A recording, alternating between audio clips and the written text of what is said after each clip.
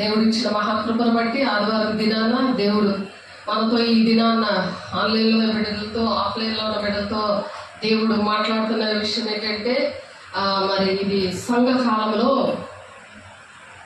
మనం ఉన్నాం కాబట్టి మనం సరి చేసుకునే విషయాలు, దేవుని రాజ్యానికి సిద్ధపడే విషయాల గురించి దేవుడు ఈరోజు మాట్లాడుతున్నారు. సంఘం కాలము మనం ఈ కృపా కాలంలో సరి చేసుకోవాల్సినవి.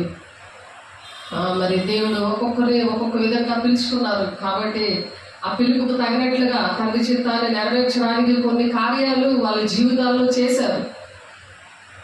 ఆ కార్యాలు అనేవి పక్కన పెట్టేసి వాళ్ళ ఇష్టం వచ్చినట్టు జీవించడానికి మరి కాలం కొంచెం కాలమే ఉంది కాబట్టి తండ్రి చిత్తాన్ని నెరవేరిస్తేనే దేవుని రాజ్యానికి వెళతారు. కాబట్టి మరి ఎత్తబడే సంఘములో, పెళ్లి కుమార్తె సంఘములో ఉండడానికి ఈ సంఘ కాలము అంటే 69 వారాలు అయిపోయింది. 70 వారాలు దానియేలు గ్రంథములో మరి దానియేలు గారు ప్రవచించారు. దానికి ముద్ర వేసి ఉన్నది. మరి ఆ ముద్ర తెరిచి ఉన్న గ్రంథము ప్రకటన గ్రంథము. కాబట్టి దేవుడు గబ్రియల్ దూత ద్వారా మాట్లాడిన విషయాలు 70 వారాల కోసము మనం నేర్చుకున్నాము. ఆ 70 వారములో లాస్ట్ వారము మరి అంచె దినాల్లో ఈ కృప కాలంలో సంఘ కాలంలో మనం ఉన్నాము. 69కి 70 వారానికి మధ్యలో ఉన్నాము. 70 వారం స్టార్టింగ్లో ఉన్నాము. కాబట్టి ఆ విషయాలు నేర్చుకోవడానికి దేవుణ్ణి అడుగుదాము. దేవుని సన్నిధి మన మధ్యలో ఉన్నది.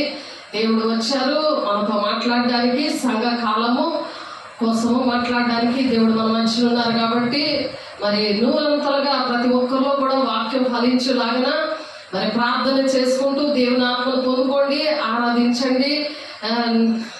దేవుడు మాత్రమే నమ్మాలి. మనుషులు నమ్మితే దేవుని ఆత్మ రాదు. మనుషుల వైపు చూసినా రాదు.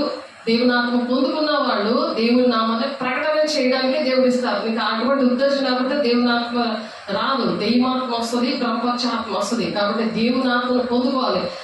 మరి దేవుని మరణాన్ని ప్రచురణ చేయడానికే ప్రార్థన సహవాసము రొట్టె విచ్చుడి అందు ఎడతెక్క ఉండమని చెప్తున్నారు. మరి 1 కొరింథీ 11:26లో ఆయన మరణాన్ని ప్రచురణ చేయడానికి వేసే శరీరం రక్తము అపోస్తలులు 2:42 ప్రకారము అది తీసుకోవాలి. తీసుకున్నప్పుడు అపోస్తలులాగా ఆ విధంగా వాడబడ్డానికి అంచె దినాల్లో అందరి మీద కూడా ఆత్మను కుమ్మరిస్తున్నారు. కాబట్టి యోవేలు గారు ప్రవచించిన ప్రవచనము మరి 2:28లో ఉన్న ఆ ప్రవచనము అపోస్తలులు 2:17లో నెరవేర్పులోకి వచ్చింది.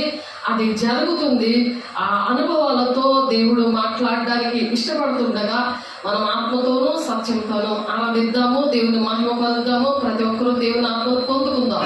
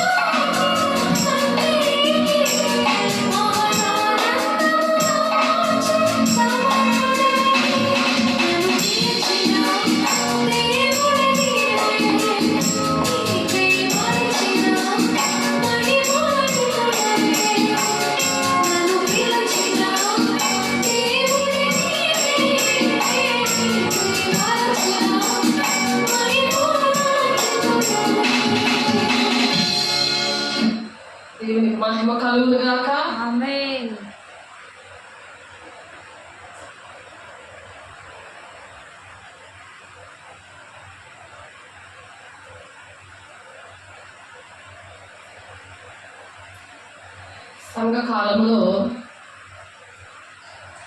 దేవుడు మనల్ని మలిచి ఆయన పిలుచుకొని ఆయనకి ఇష్టంగా నడవడానికి దేవుడు కృప చూపించిన దేవునికి మహిమ కలుగును గాక.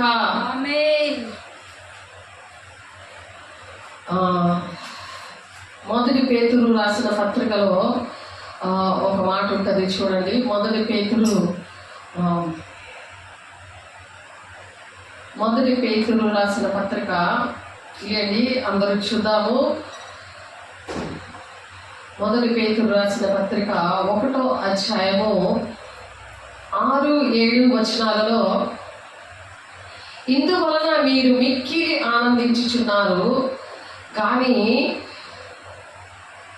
అవసరమును బట్టి నానా విధములైన శోధనల చేత ప్రస్తుతము కొంచెము కాలము మీకు దుఃఖము కలుగుచున్నది.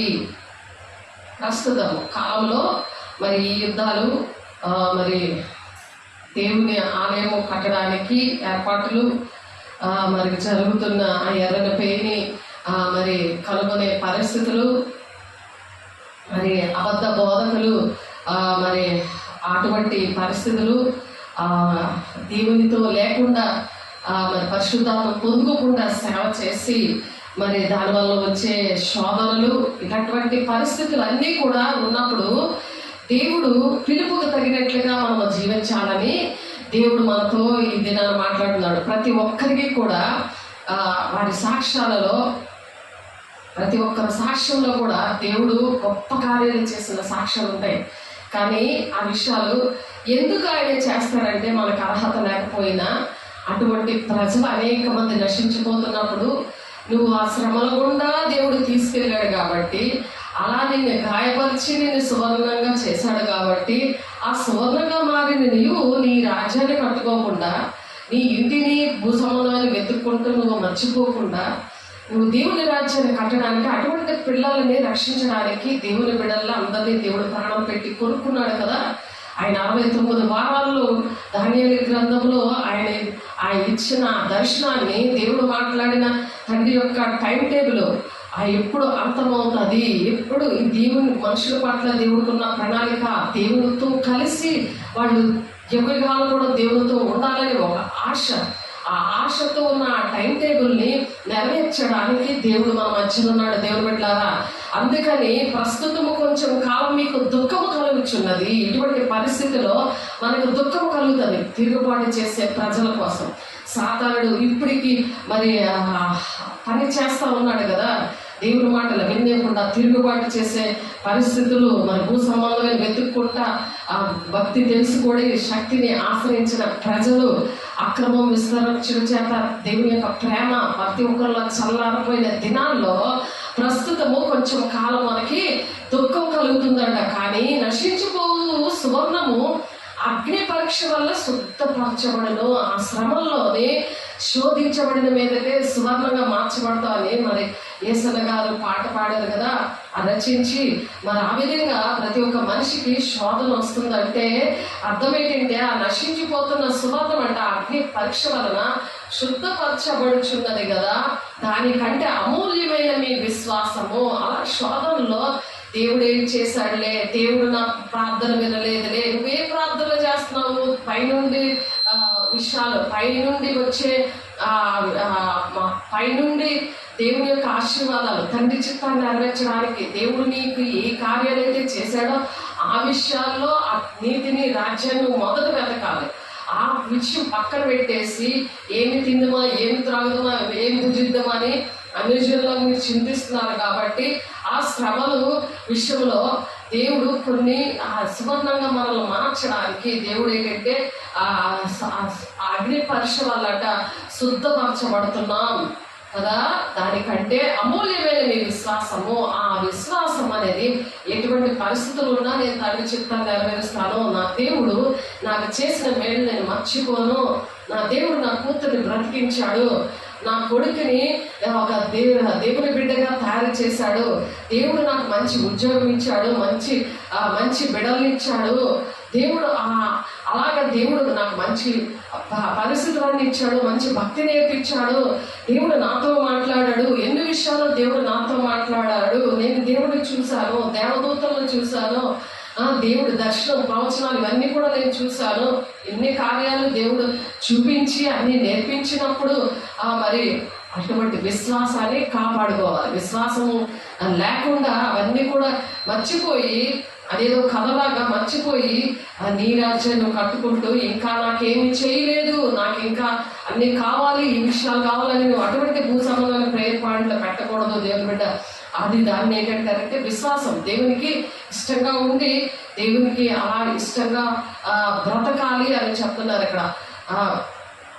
కాబట్టి మీరు సమాధానమైన బంధము చేత ఆత్మ కలిగించి ఐక్యత కాపాడుకోండి, ఎంత శ్రద్ధ కలిగిన వారే ప్రేమతో ఒకరినొకరు సహించుకొని ఉండమని చెప్తున్నారు. అసలు 4వ అధ్యాయంలో 1వ వచనంలో, ఇక్కడ 1 పేతురు 1వ వచనంలో అలా ప్రేమతో నశించిపోవు సువర్ణము అగ్ని పరీక్ష వల్ల శుద్ధపరచబడుచున్నది కదా, దానికంటే అమూల్యమైన మీ విశ్వాసం. అటువంటి విశ్వాసముతో ఉండి ఎలా ఉండాలంట, ఆ విశ్వాసముతో అటువంటి విశ్వాసంతో ప్రస్తుతము కొంచెము కాలము మీకు దుఃఖము కలుగుతుంది. ఆ విశ్వాసం లేకపోతే మరి దుఃఖం అనేది ఓర్చుకోలేరు అన్నమాట. ఆ ప్రేమ కాపాడుకోలేరు, ఐక్యత అనేది కాపాడుకోలేరు, శ్రద్ధ కలిగి ఉండలేరు, వాళ్ళని క్షమించలేరు. మనం పిలిచిన పిలుపుకు తగినట్లుగా దీర్ఘశాంతంతో కూడిన సంపూర్ణ వినయముతోనూ సాత్వికతముతోనూ నడుచుకోమని చెప్తున్నారు ఎఫెసీయులు 4:2లో. కానీ ప్రభువును బట్టి ఖైదీనే నేను మిమ్మల్ని బ్రతుకులాడుతున్నానని మరి పౌలు గారు బ్రతుకులాడుతున్నాడు, మన మధ్యలో ఉన్నారు పౌలు గారు. కాబట్టి మన బ్రతుకులాడుతున్నప్పుడు మనం ఏంటంటే ఓర్పు, సహనము ఇవన్నీ కూడా పెట్టుకోవాలి. ఆ విశ్వాసం లేకుండా దేవుడికి ఇష్టడే ఉండట అసాధ్యం అని చెప్తున్నారు. కాబట్టి ఈ శోధన చేత పరీక్షకు నిలిచినదే యేసుక్రీస్తు ప్రత్యక్షమైనప్పుడు మీకు మెప్పును మహిమయు ఘనతయు కలుగుటకు కారణమగును అంటున్నారు. మెప్పును ఘనతయు ఇవన్నీ కూడా ఉండడానికి మీకు కారణమవుతుంది అని చెప్తున్నారు. మీకు మెప్పును మహిమయు ఘనతయు కలుగుటకు కారణమవును. మనకి ఇవన్నీ కూడా అలాగ విశ్వాసంతో ఆ శోధనలకి పరీక్షలకి మరి మనం నిలవాలన్నమాట. మనకి దేవుడు అలా గొప్పగా మనల్ని ఉంచాలని గాయాలు కొన్ని మనకు వస్తాయి, కొన్ని పరీక్షలు వస్తాయి కాబట్టి మీరు ఆయన చూడకపోయినా ఆయన ప్రేమించుచున్నారు. ఇప్పుడు ఆయన కన్నులారా చూడకయే విశ్వసించుచు మీ విశ్వాసములకు ఫలం అనగా ఆత్మ రక్షణ పొందుచు చక్క సఖ్యము మహిమాయుక్తమైన సంతోషము గలవారే మీరు ఆనందిస్తున్నారు. మంచి ఆనందం పరిశుద్ధాత్మలో ఆ విధంగా ఆనందించాలి. మహిమాయుక్తమైన సంతోషము అంటే పరిశుద్ధాత్మలో ఆనందం అన్నమాట. ఆ శ్రమలన్నీ మర్చిపోతారు. ఆ గాయాలు అసలు ఏమీ తగలవు. ఏ గాయము ఏ మాట ద్వారా కానీ చేత ద్వారా కానీ ఎటువంటి గాయాలు చేసినా వాళ్ళకి తగలవు. ఎందుకంటే మహిమాయుక్తమైన సంతోషం అన్నమాట. ఆత్మ రక్షణ పొందుచు ఆత్మ ఏంటవ్వాలి, ఎప్పుడు కూడా బాహ్య పురుషుడు గృహించుచున్నాను, అంతరంగ పురుషుడు దినదినము నూతనపరచబడుతున్నప్పుడు ఏం జరుగుతుంది, ఆత్మరక్షణ పొందుతూ చెప్ప సఖ్యమును మహిమాయుక్తమైన సంతోషము గలవారే ఆనందిస్తూ ఉంటారనమాట. అటువంటి ఆనందము దేవుడు అందరికీ దయచేయుగాక. నీకు కలుగు కృపను గూర్చి ప్రవర్తించిన ప్రవక్తలు ఈ రక్షణ గూర్చి పరిశీలిస్తా ఉన్నారు. తమ అందున్న క్రీస్తు ఆత్మ క్రీస్తు విషయమైన శ్రమల గూర్చి మరి వాటి తరువాత కలుగుబో మహిమల గూర్చి ముందుగా సూచించవచ్చును దాన్ని విచారించి మరి పరిశోధించారనమాట. పరిశోధించి మరి పౌలు పేతురు గారు రాస్తున్నారు. మరి అటువంటి భాగ్యాలు మనకి దేవుడు ఆ ఆనందాన్ని ఎందుకు ఇచ్చారు. క్యాథరిన్ కుల్మా అనే ఒక ఆమె ఏంటంటే దేవుని బిడ్డ.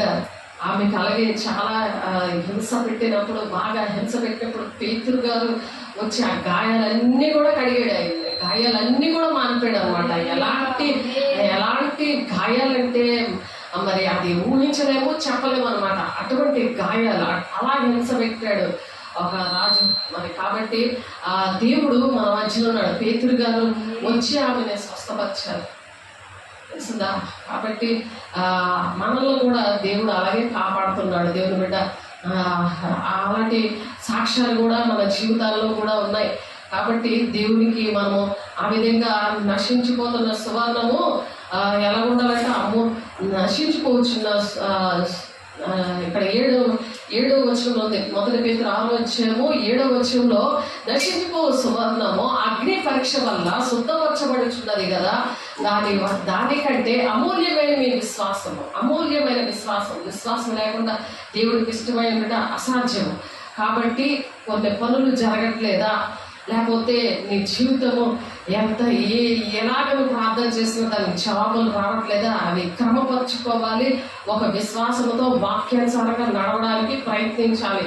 దేవుని బిడ్డలారా, అట్టి కృప మీకు దైవ చేయగాక.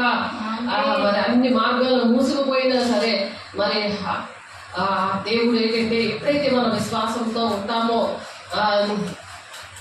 దేవునితో మనం సహవాసం చేస్తామో, దేవునికి మనం ఈ పరీక్షల వల్ల దగ్గర అవుతాం అనమాట. మనుషుల మీద ఆధారపడకుండా దేవుని మీద ఆధారపడి దేవునితో గడుపుతో ఎక్కుంటాయేమో. అందుకనే ఆ శోధనలు అవన్నీ వస్తాయి. దేవుడు ఏం చెప్తున్నాడో ఆయన మీదే ఆధారపడాలి, ఆయనతోటే మాట్లాడాలి. అది దేవుని ప్రేమ అనమాట. ప్రజలు దేవునితోటే ఉండాలని ఆశ ఆయనకి. దేవుడు మరి ఎప్పుడు పని స్టార్ట్ చేస్తారంటే, దేవుడు ఎప్పుడైతే దేవునితో ఎక్కువ సహవాసం చేసి ఆయనకి ఇష్టంగా విశ్వాసంతో బ్రతుకుతారో అప్పుడు పని స్టార్ట్ అవుతుంది. ఏదైతే నువ్వు కోరుకుంటున్నావో అది కూడా దేవుని రాజ్యాన్ని కట్టే విషయంలో జరుగుతుంది. దేవుని బిడ్డలారా, మీ బాధలు భరించలేక సేవకులు పీడించుకొని తింటుంటారు కదా, అప్పుడు సేవకులు చేస్తే మీ బాధలన్నీ తీరుతాయి. కానీ అది శాశ్వతమైనవి కాదు, అవి భూ సంబంధమైనవి. కానీ మీరు ఆ బాధలు అవన్నీ తీరిన తర్వాత, దేవుడు ఆశీర్వాదాలన్నీ పొందుకున్న తర్వాత మీరేంటంటే దేవుడికి దగ్గరయ్యి, మీరు ఏ తీర్మానాలు చేశారో, దేవుడు మిమ్మల్ని ఏ విధంగా పిలుచుకున్నారో ఆ విషయాలు జ్ఞాపకం చేసుకొని ఆ విషయాల్లో 10 మంది ఓపికతో పరిగెట్టాలి. ఈ సంఘ కాలంలో దాన్ని కృప కాలము అంటారు. అది అప్పుడు ఏం జరిగిందంటే, ఫస్ట్ ఇంట్లో వాళ్ళు నమ్ముతారు, అప్పుడు వెళ్తాము, మీ ఇంటి ఫస్ట్ చూసుకో అంటాడు సాతానుగాడు. కాబట్టి అలాగా కాకుండా ఇక్కడ దేవుడిని పోలి మనం నడవడానికే కదా దేవుడు ఈ భూలోకానికి వచ్చారు. మరి దేవుడు ఏం చేశారు, అందరికి తండ్రి అయిన దేవుడు మరి మనలో ప్రతి వారికి కూడా క్రీస్తు అనుగ్రహించు వరం యొక్క పరిమాణం చొప్పున దేవుడు మనకి కృప అనుగ్రహించాడు. ఆ కృప ఏంటంటే, దేవుడు ఆరోహణమైనప్పుడు దేవుడు ఆ చెరగా పట్టుకునే మనుషులకు కొన్ని ఈవులు అనుగ్రహించాడు. ఆ ఈవులు ఏంటంటే మనం జాగ్రత్తగా వాడాలి. మనం వాడకపోతే అవి జంగు పెట్టేస్తాయి. సైకిళ్ళు ఏంటి, మరి బళ్ళు ఏంటి, వస్తువులు ఏంటి, ఎలాగైతే జంగు పెట్టేస్తాయో, నువ్వు వాడట్లేదు అనుకో, నీ అభిషేకం రోజు నువ్వు పొందుకోవట్లేదు అనుకో, దేవుని ఎడతెక్క నువ్వు వేసే శరీరాన్ని తీసుకోవట్లేదు అనుకో, అది ఒక కథలాగే మిగిలిపోద్ది. నువ్వు ఎప్పుడో మర్చిపోతావు. కృతజ్ఞత లేని వారు, అనురాగ రహితులు అంచె దినాల్లో ఉంటారు, భక్తి తీసుకునే శక్తిని ఆశ్రయించలేని వాళ్ళు మరి ఉంటారు అని దేవుడు చెప్పినట్టుగా అలా ఉండిపోతే ఎత్తబడే సంఘంలో ఉండరు. 1 కొరింథీయులు రాసిన పత్రికలో మరి 15వ అధ్యాయం 51 నుండి 53 వచనాలలో మీరు చదివితే అక్కడ ఎత్తబడే సంఘము విషయంలో అక్కడ ఉన్నది. కాబట్టి సిద్ధపడాలి.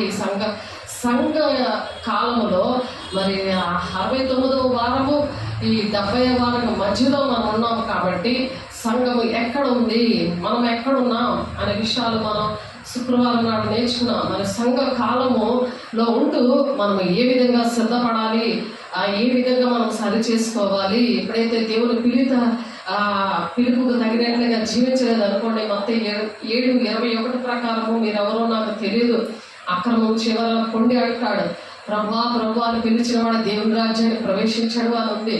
తన తండ్రి చిత్త ప్రకారం ఎవరైతే నడుస్తారో వాళ్ళే దేవుని రాజ్యానికి వెళ్తారని ఉంది. కాబట్టి తండ్రి చిత్తము మీ పట్ల ఏటుందో మరి అది మీకు తెలుసు. కాబట్టి అది మీరు రాసుకున్నారో, మీరు మర్చిపోతే మీ సేవకుల్ని సంప్రదించండి, సేవకులు మీకు వివరించాలి. లేకపోతే మరి ఆవిడ దేవుడు ఎక్కడుంటాడు.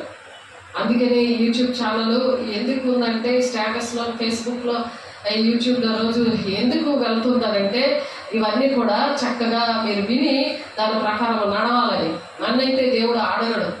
దేవుడు ఇది ఇస్తానని దేవుడు చెప్పారు 10-15 సంవత్సరాల క్రితము. మరి నెట్ వాడు అని చెప్పారు, మా పాపతో చెప్పారు. నాకు వద్దని చెప్పినా సరే నా సెల్ పోయింది కలెక్టర్ ఆఫీస్ దగ్గర. మరి పోయింది. అది దాని దగ్గర నేను సన్నిధికి వచ్చి మరి దేవుని దగ్గర ప్రమాణం చేసి దేవుని పిల్లలతో సాక్ష్యం చెప్పి నేను నెట్ వాడతాను, నెట్ వాడాలంటే నాకు పెద్ద ఫోన్ కావాలి కదా, ఆ పెద్ద ఫోన్ కొంటాను అనేసి బయలుదేరి చేసినప్పుడు అక్కడ ఉండే దేవుడు మాట విన్నప్పుడే దేవుడు నాకు సహాయం చేశాడు ఇవన్నీ నేర్పించడానికి. ఎందుకంటే అందరికీ వెళ్ళాలంటే నెట్ని సాతాను చాలా బలంగా వాడుకుంటున్నాడు. మరి దేవుడు వాడుకోవాలి, దేవుడు వాడుకోవాలని యేసు నామములో మరి దేవుని అడుగుదాం. దేవునికి మహిమ కలుగును గాక. మరి క్రీస్తు శకము 70 సంవత్సరంలో టైటస్ మరి రోమా ప్రభుత్వంలో మరి ఆలయాన్ని అంతా కూడా పాడు చేశాడు మరి ప్రభువా. మరి దేవుడు అలా పాడు చేసిన వాడే మరి రోమా ప్రభుత్వం నుండే మరలా మరి అంత్యక్రీస్తుగా రాబోతున్నాడు. కాబట్టి మరి దేవునికి మరి అటువంటి పరిస్థితులు అన్నీ కూడా తెలుసుకోవాలంటే మరి దేవుడు వాక్యం వినాలి. ఆ వాక్యము మరి ఇప్పుడు ప్రస్తుత దినాలు ఏమి జరుగుతున్నాయో అవన్నీ టాలీ చేసుకొని దేవునితో మనం గడిపినప్పుడు దేవుడు ఆ కృపకాలంలో ఈ సంఘ కాలంలో దేవుడు ప్రవక్తలు ఏవి పలికారో 1 Peter 1:10 ఉంది చూడండి. ప్రవక్తలు ఈ రక్షణ గురించి పరిశీలించుచు తమ యొక్క క్రీస్తు ఆత్మ క్రీస్తు విషయమైన శ్రమలను గురించి వాటి తరువాత కలగబో మహిమలను గురించి ముందుగా సాక్ష్యం ఇచ్చినప్పుడు ఆ ఆత్మ ఏ కాలమును ఎట్టి కాలమును సూచించుచు వచ్చనో దాన్ని విచారించి అలా పరిశోధించారు. అలా మనం కూడా మరి ప్రవక్త అనుభవం అపోస్తుల బోధలో ఉన్నప్పుడు ఆ ప్రవక్త అనుభవం ఉంటుంది. ఎఫెసీ 4:13 పరిశుద్ధులు సంపూర్ణులు అవ్వాలంటే క్రీస్తు శరీరం క్షేమాభివృద్ధి జరగాలంటే దేవుడు 5 విషయాల్లో స్వార్థికులుగా, ప్రవక్తలుగా, ఉపదేశకులుగా, కాపులుగా, బోధకులుగా నియమించాడు. అటువంటి పరిస్థితులు దేవుడు ఇవ్వబట్టి ఇవన్నీ కూడా అర్థమవుతున్నాయి అన్నమాట. దేవుడి మాట ఎప్పుడైతే మనం వింటాం, మనుషుల వైపు చూడకుండా దేవుని వైపు వింటూ దేవునితో గడుపుతా ఉన్నప్పుడు దేవుడు ఇటువంటి పరిస్థితులు దేవుడు ఇచ్చాడు. దేవునికి మహిమ కలుగును గాక. పరలోకం నుండి పంపబడిన పరిశుద్ధాత్మ వలన మీకు సువార్త ప్రకటించిన వారి ద్వారా మీకు ఇప్పుడు తెలవబడి ఈ సంగతుల విషయమై తమ కొరకు కాదు కానీ మీ కొరకే తాము పరిచర్య చేశారని సంగతి వారికి బయలుపరచబడను. మీకోసమే ఈ పరిచర్య అంతా చేయడానికి దేవుడు నన్ను ఎంచుకున్నాడు. వైజాగ్ విజయనగరం తీసుకొచ్చాడు. ఇవన్నీ కూడా నాకు తెలియదు. నేను నామకార్థంగా పుట్టి పెరిగాను బాప్టిస్ట్ చర్చ్లో. కానీ దేవదూతలకు ఈ కార్యములను అన్ని కూడా తొంగి చూస్తున్నారట. ఇవన్నీ కూడా పరలోక రాజ్యం నుండి దేవదూతలు తొంగి చూస్తున్నారు ఈ కార్యాలు. అటువంటి కార్యాలు, అద్భుత కార్యాలు పిల్లలు దేవుడు బిడ్డలు ఇలాగ చేస్తున్నారని ఎంతో సంతోషిస్తున్నారు. కాబట్టి మీ మనస్సు అను నడుము కట్టుకొని నిబ్బరమైన బుద్ధి గలవారే యేసుక్రీస్తు ప్రత్యక్షమైనప్పుడు మీకు దేవుడు కృప విషయంలో సంపూర్ణ నిరీక్షణ కలిగి ఉండండి. దేవుడు సంపూర్ణమైన సంతోషం, చిన్న సంతోషాల కోసం అన్ని ఏది పడితే అది వినేయడము, ఏది పడితే అది చేసేయడము, నీ స్వబుద్ధి అంత ఆధారపడితే పూర్ణ ప్రవర్తన అంతటి యెహోవా అధికారం ఒప్పుకుంటున్నాడు. సామెతలు 3:5-6 అప్పుడే నీ మార్గాలు సరళమవుతాయి దేవుని రాజ్యానికి వెళ్ళడానికి. దేవుని బిడ్డ అట్టి కృప దేవుడు మీకు అనుగ్రహించిన గాక. నేను పరిశుద్ధులని ఉన్నాను గనక మీరును పరిశుద్ధులై ఉండండి అని ప్రభువు చెప్తున్నారు. దేవుని బిడ్డ కింద వచనం చూడండి 14వ కాగా మీరు విధేయులకు పిల్లలై మీరు విధేయులుగా ఉండాలి. ఈ కృపకాలంలో మనం విధేయతను చూపించాలి, విధేయులుగా ఉండాలి. మీ పూర్వపు అజ్ఞాన దశలో మీకుండిన ఆ ఆశలను అనుసరించి ప్రవర్తించకండి. పూర్వం ఏదైనా డాక్టర్ అవుదా, నేనైతే డాక్టర్ అవుదాం అనుకున్నాను, కానీ దేవుని బిడ్డలకే డాక్టర్గా తయారు చేశాడు. దేవుడికి మహిమ కలుగును గాక. మనం కొంచెం ఆలోచిస్తాం కానీ దేవుడు ఎంత ఆలోచిస్తాడు, ఎంత ఆశీర్వాదాలు నా బిడ్డకు కావాలి, నా బిడ్డ ద్వారా అనేక మంది ఆత్మ స్వస్థత కావాలి. శరీర స్వస్థత అంటే శరీరం ఇక్కడ ఉండిపోతుంది కదా, కానీ ఆ స్వస్థత టెంపరీ, కానీ ఇది శాశ్వతమైన స్వస్థత. అలాగ బోల్డ్ కార్యాలు దేవుడు చేశాడు. అపోస్తలుల ద్వారా అద్భుత కార్యాలు చేస్తారన్నాడు కదా. అటువంటి పిలుచుకొని దేవుడు అటువంటి మహిమతో నింపి దేవుడు ఆశీర్వదించాడు. దేవుడికి మహిమ కలుగును గాక. మిమ్మల్ని పిలిచిన వాడు పరిశుద్ధులై ఉన్న ప్రకారము మీరును సమస్త ప్రవక్తల యందు పరిశుద్ధులై ఉండండి అని ఆర్డర్ వేశాడు దేవుడు. మనం పరిశుద్ధంగా ఉంటేనే దేవుడు ఈ మాటలు నేర్పిస్తాడు. ఈ మాటలు ఫలింపు జరుగుతుంది. అది పరిశుద్ధంగా ఉండమని మరి వాక్యం ఉంది కదా. చాలాసార్లు మనం చెప్తా ఉంటాము. ఎక్కడ ఉంది ఆ వాక్యము? ఒకసారి చూడండి. మొదటి కొరింథీ రాసిన పత్రికలో ఉంటుంది.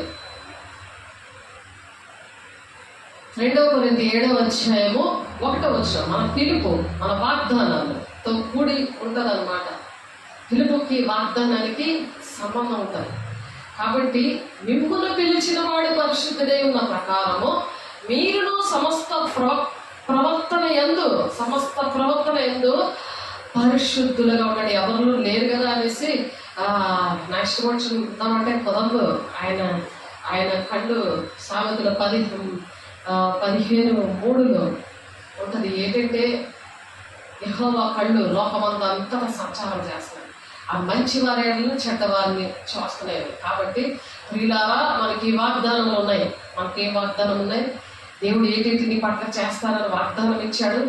అవి కొంతకాలం లేట్ అయినా సరే ఆ శోధనలు జయించండి, ఆ శ్రమలు జయించండి. శోధనలో మిమ్మల్ని దేవుడు పరీక్షిస్తున్నప్పుడు విశ్వాసం కలిగి ఉంటాడని మాట్లాడుతున్నాడు దేవుడు మనతో.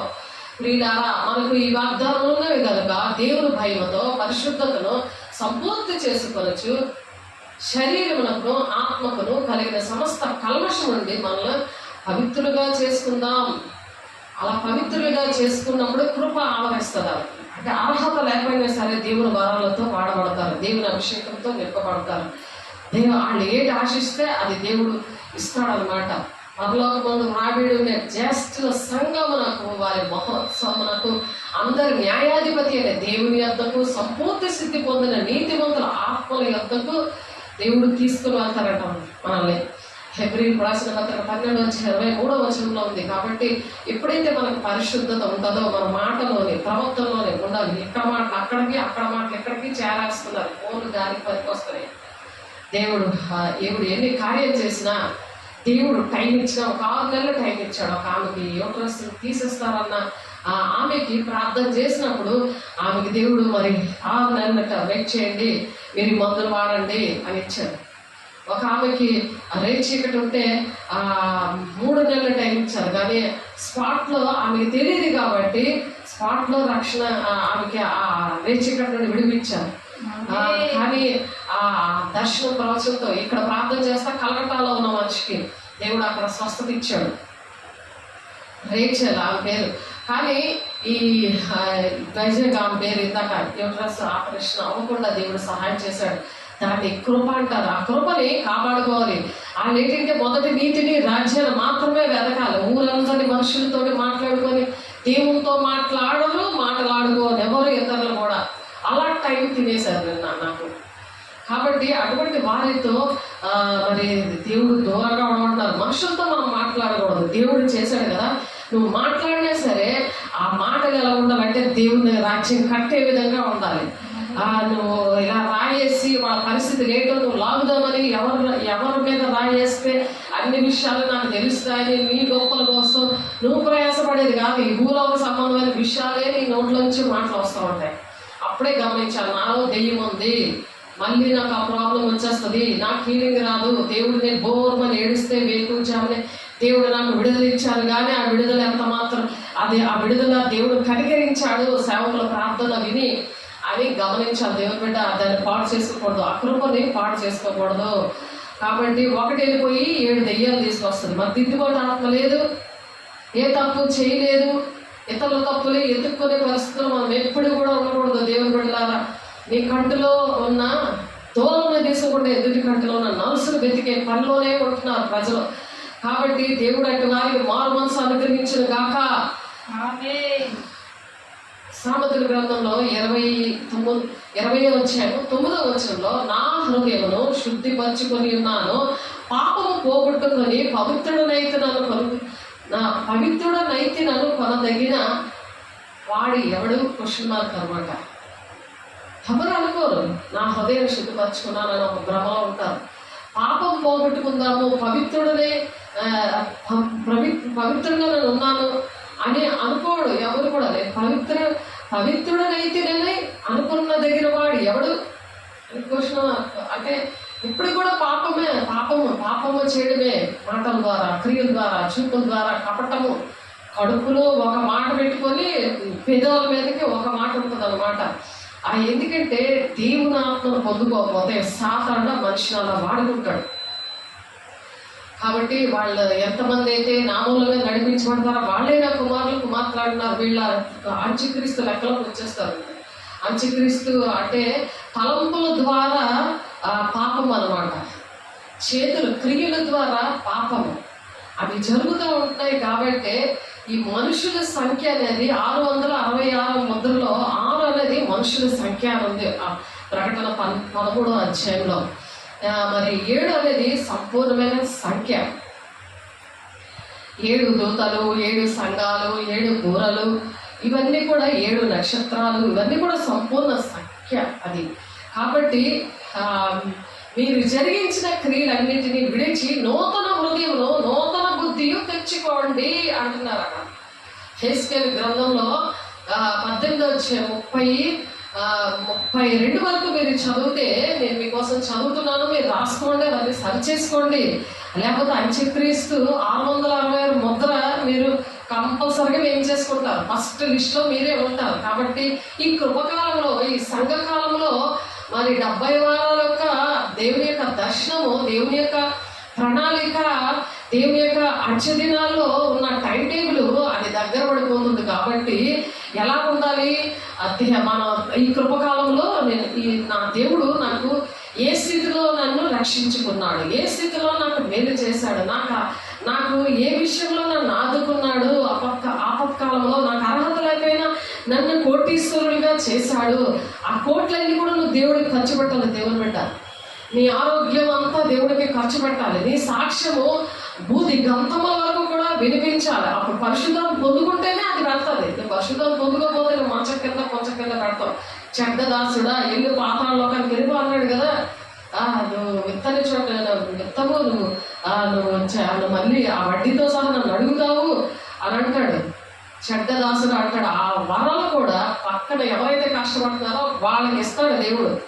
ఆ టైము, ఆ అభిషేకము, ఆ వరాలు అవన్నీ కూడా 10 తలాంతులు గలవాడు, 5 తలాంతులు పొక్కవాళ్ళు గలవాడు 10 తలాంతులు ఇస్తే, ఈ 1 తలాంతు గలవాడు అది చాప కింద కప్పెడితే, భూమి లోపల కప్పెడితే అది తీసి 11 వరాలు ఇచ్చాడు దేవుడికి. అట్టి కృప దేవుడు మనకు అనుగ్రహించను గాక. కాబట్టి మీరు ఇశ్రాయేలులారా అనే ఇశ్రాయేలు ఇప్పటికీ తిరుగుబాటు చేస్తున్నారు కదా. ఇశ్రాయేలు అలా ఎవరి ప్రవర్తన బట్టి వారికి శిక్ష విధింతును అంటున్నాడు. నీకెందుకు ఆ బాధ?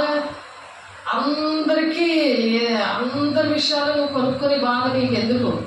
నువ్వు అందరికి బోధ చేసినప్పుడు నేనే అబద్ధాలు ఆడను, నేను చాలా పరిశుద్ధంగా ఉన్నాను అని చెప్పే పని లేదు.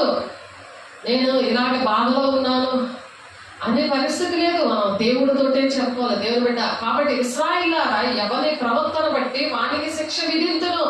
దేవుడికి శిక్ష వేస్తాడు. నువ్వు ఎలాగ యాక్టింగ్ చేస్తున్నావు, నీ యాక్టింగ్ అంతా దేవుడికి స్కానింగ్ లా తెలుస్తుంది. దేవుడి బిడ్డలకు కూడా తెలుస్తుంది, దేవుని ఆత్మ పొందుకున్న వాళ్ళు కూడా తెలుస్తుంది. వాళ్ళ టైం నువ్వు అసలు పాడు చేయకూడదు. దేవుడు చూసుకుంటాడు నీ పరిస్థితి ఏంటో, నీ పని ఆయన పడతాడు. కాబట్టి ఇశ్రాయేలులారా ఎవరి ప్రవర్తన బట్టి వారికి శిక్ష విధింతును. మనస్సు త్రిప్పుకొని మీ అక్రమములు మీకు శిక్షా కారణములు కాకుండానట్లు వాటిని అన్నిటినీ విడిచిపెట్టండి. అటువంటి పనులని మీరు విడిచిపెట్టండి. తల్లిదండ్రుల పాపాలు పిల్లల ఒడిలో పోస్తున్నాడు. తల్లిదండ్రులు ఏవేవి నువ్వు ఏకీపిస్తున్నావో దేవుడికి ఏకీపించకుండా మరి ఈ భూలోక సంబంధమైన కుటుంబం కోసం ఆలోచిస్తున్నావో, శరీరాల్లో ఉన్న సారమైన మనస్సు అది మరణము అని ఉంది. వాడు ధర్మశాస్త్రం లోబడ నేరలు అని ఉంది. ఎక్కడైనా దేవుడు ఉన్నాడులే అనే మనసు అది దెయ్యం మనసు. రాయలసీమ నుండి వచ్చాడు ఆయన గత సాక్ష్యము మా జీవితాలకి. నిజంగా దేవుని బిడ్డ ఇక్కడ ఉన్నది జనగుడ్లో, ఇదిగో ఈ చర్చలో ఉంది, ఎలాగ నేను ఉంటానో అన్ని కూడా చూపించి 11 సంవత్సరాల నుంచి ఆయనకు 11 సంవత్సరాల బాలుడు. అప్పటి నుండి దేవుడితో మాట్లాడేద్దామని ఆశపడుతున్న ఆయన దేవుడికి స్థానం ఇవ్వలేదు, మనుషులకే స్థానం ఇచ్చాడు. ఎంత ఘోరము! మనుషులకి నువ్వు స్థానం ఇస్తేనే మనకు దేవుడు నీతో మాట్లాడతాడు. నిన్న నేను నేను ఆ మనుషులకి చెప్దామన్నా సరే నాకు టైం ఇవ్వలేదు, లేకపోతే నేను అప్పటికప్పుడే చెప్తాను. కానీ దేవుడు ఈరోజు ఇక్కడ నిలబడగానే ఆ బిడ్డలు ప్రేమించి దేవుడు మాట్లాడుతున్నాడు. ఎందుకంటే వాళ్ళు కూడా చూస్తున్నారు, అందరూ చూస్తున్నారు. కాబట్టి ఆ విషయంలో దేవుడు నన్ను లెక్క అడగడు. అందుకని దేవుడు లెక్క అడగకుండా ఉండాలని నన్ను ప్రేమించి వాళ్ళని ప్రేమించి దేవుడి విషయాలు మాట్లాడుతున్నాడు. దేవుడికి మహిమ కలుగును గాక. ఇర్మీయా 16 ఆయన చెప్తాడు కదా, దేవుని నీ సన్నిధిలో నా మాటలు ఉన్నాయి. సన్నిధికి ఎందుకు వస్తాము? విశ్రాంతి దినాన్ని పరిశుద్ధంగా ఆచరిస్తాము. ఎందుకు అంటే నీ సన్నిధిలో నువ్వు ఎప్పుడైతే దేవుని సన్నిధి అనుభవిస్తావో దేవుడు మాట్లాడడం వస్తాయి. నీ సన్నిధి దేవుని సన్నిధి కాకుండా మనుషులు పొగుడుతూ ఉండి మనుషులకి ఇష్టంగా నువ్వు నడుస్తూ వాక్యానికి విరుద్ధంగా నువ్వు నడుస్తున్నావు అనుకో, అక్కడ మనుషులాత్మే ఉంటుంది, దంపత్యాత్మ ఉంటుంది, లౌకికాత్మే ఉంటుంది. అక్కడ దేవుని ఆత్మ ఉండదు, దేవుని వాక్యం ఉండదు, దేవుడు ప్రణాళిక విషయంలో ఆ మాటలు ఉండవు. తండ్రి రాజ్యానికి వెళ్ళాలని ఒక ఆశ ఉండదు. దేవుడు నేను ఏ విషయంలో పిలుచుకున్నాడో ఆ పిలుపుకు తగినట్లుగా నువ్వు ప్రవర్తించాలని ఆ హెచ్చరిక ఉండదు. కాబట్టి దేవుడు దైవావేశం వల్ల హెచ్చరించండి, బుద్ధి చెప్పండి, శిక్ష కూడా వేయండి అని దేవుడు చెప్తున్నాడు. కాబట్టి దేవుడు మరి ఇశ్రాయేలులారా ఎవరి ప్రవర్తన బట్టి వారికి నేను శిక్ష విధిస్తానంటాడు. మనస్సు త్రిప్పుకొని మీ అక్రమములు మీకు శిక్షా కారణములు కాకుండానట్టు వాటిని అన్నిటినీ విడిచిపెట్టండి అంటున్నాడు. ఆయన సేవ నుండి ఆయన పట్టుకొచ్చాడు. ఆయన ఆ శిక్షా విధికి కారణంగా అన్ని అనారోగ్యాలతో అన్ని బాధలతో నడవలేడు, కూర్చోలేడు, దీనికి వెళ్ళాలన్నా అన్ని ట్యాబ్లెట్లే, మెడలా తిప్పలేడు, ఇలా ఉండలేడు, నాలుక మీద లాలాజలం లేదు, తలలో మరి తల నుండి కన్నీళ్లు. మరి దావీదుకైతే ఇక్కడ నా తల జలమయముగా చేసామని ఉన్నది కదా వాక్యము. అతనికి కన్నీరు అనేది కంట్లో లేదు. ఎంత విచిత్రంగా ఉంది. సాక్ష్యం ఎందుకు ఇచ్చాడు? దేవుడు ఎక్కడైనా ఉన్నాడు కానీ దేవుడు అంటే పిచ్చి మీద చాలా దిక్కులు తిరిగి ఆఖరికి 68 సంవత్సరాలు వచ్చేసరికి అప్పుడు ఎవరి దగ్గరైతే 70 సంవత్సరాలు ఒక అధిపతిగా 70 సంస్థలకి అంటే 70 సంస్థలకి అధిపతిగా ఉన్న ఒక నాయకుడి దగ్గర సేవలు చేసుకొని తన జీవితాన్ని అంకితం చేసుకొని తాను ఎంతో నిష్టగా పరిశుద్ధంగా ఉన్నాను, పరిశుద్ధమైన జీవితం జీవిస్తున్నాను అని అనుకున్న మనిషికి అంత జీరోయే మిగిలింది. ఆఖరి జబ్బులు, రోగాలు, ఆశ మాత్రం నెరవేర్చబడలేదు. ఈ లోపల ఇవన్నీ చూపించాడు. ఎందుకంటే ఒక సాక్షిగా దేవుడు నిలబెట్టడానికి, ఒక సాక్షిగా అతను నిలబెట్టడానికి. దేవుడికి నువ్వు స్థానం ఇస్తేనే ఆయన నీతో మాట్లాడతాడు.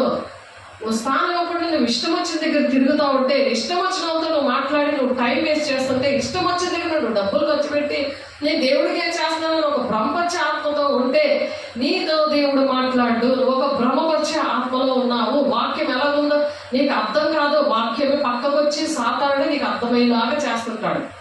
వాక్య ప్రార్థన ఏమో సాతానుడే నీలో ఉండి ప్రార్థన చేయిస్తుంటాడు. శరీరానుసారమైన దుఃఖమే వస్తుంది, అది మరణానికి దారి తీస్తుంది అని ఉంది వాక్యం.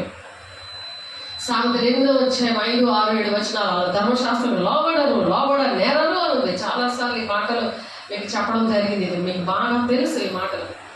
పరిశుద్ధాత్మ దేవుడు మాట్లాడుతాడు. మళ్ళీ మిమ్మల్ని ప్రేమించి నా మీద ఏ తప్పు లేకుండా నన్ను మళ్ళీ దేవుడు కానీ మీరు కానీ అడగకుండా ఉండాలని దేవుడు నన్ను ప్రేమించి మీతో మాట్లాడుతాడు. దేవుని బిడ్డలారా, దేవునికి మహిమ కలుగును గాక. వాక్యం విత్తినప్పుడు సాతానుడు వచ్చి ఆ వాక్యాన్ని ఎత్తుకుపోతాడు అని ఉపమానం చెప్పాడు పరలోక రాజ్యం గురించి. ఆ వాక్యము ఎత్తుకుపోయినప్పుడు నీకు పరిశుద్ధాత్మ దేవుడు ఉన్నాడు. ఎందుకంటే వాక్యం నీలో నిలవలేదు కదా, అక్కడే వచ్చి సాతానుడు వచ్చి నీ పక్కకు వచ్చి గురుగులు విత్తేస్తాడు. అప్పుడు నువ్వు దేవుళ్ళలోనే ఉన్నట్టు బ్రహ్మపరిచే ఆత్మలోనే ఉంటావు. నేను దేవుళ్ళలో ఉన్నాను, నేను అబద్ధం ఆడను, నేను చర్చికి వెళ్తున్నాను, దేవుడు నన్ను వాడుకుంటున్నాడు. పాటలు పాడినా, వాక్యం చెప్పినా, వాక్యం వినినా పరిశుద్ధాత్మ దేవుడు లేకపోతే, దేవుడు నడిపించకపోతే, దేవుని ఆత్మచేత నడిపించకపోతే, దేవుడి భూలోకంలో వచ్చి ఏంటి చేశాడో అవి చెయ్యకపోతే దేవుని కుమారులు కుమార్తెలుగా అనబడరు. అక్రమం చేయాలని పొండి మీరు ఎవరో నాకు తెలియదు అంటాడు. ఎంత డబ్బు ఖర్చు పెట్టినా ఆయన నామాన్ని యూజ్ చేసుకున్నారు మీరు అక్రమంగా అంటాడంతే. అక్రమంగా జగన్ తాలూకాని వెళ్ళి నేను చంద్రబాబు నాయుడు తాలూకాని ఏదైనా నేను తీసేసుకున్నాను అనుకోండి, నేను అక్రమంగా వెళ్ళినట్టు లెక్క వచ్చేస్తాను కదా. అలాగ దేవుడిని యూజ్ చేయకూడదు, దేవుడి పేరు వాడుకోకూడదు. ఇంకొకరి పేరు వాడుకుంటే వాళ్ళకి చెడ్డ పేరు కదా.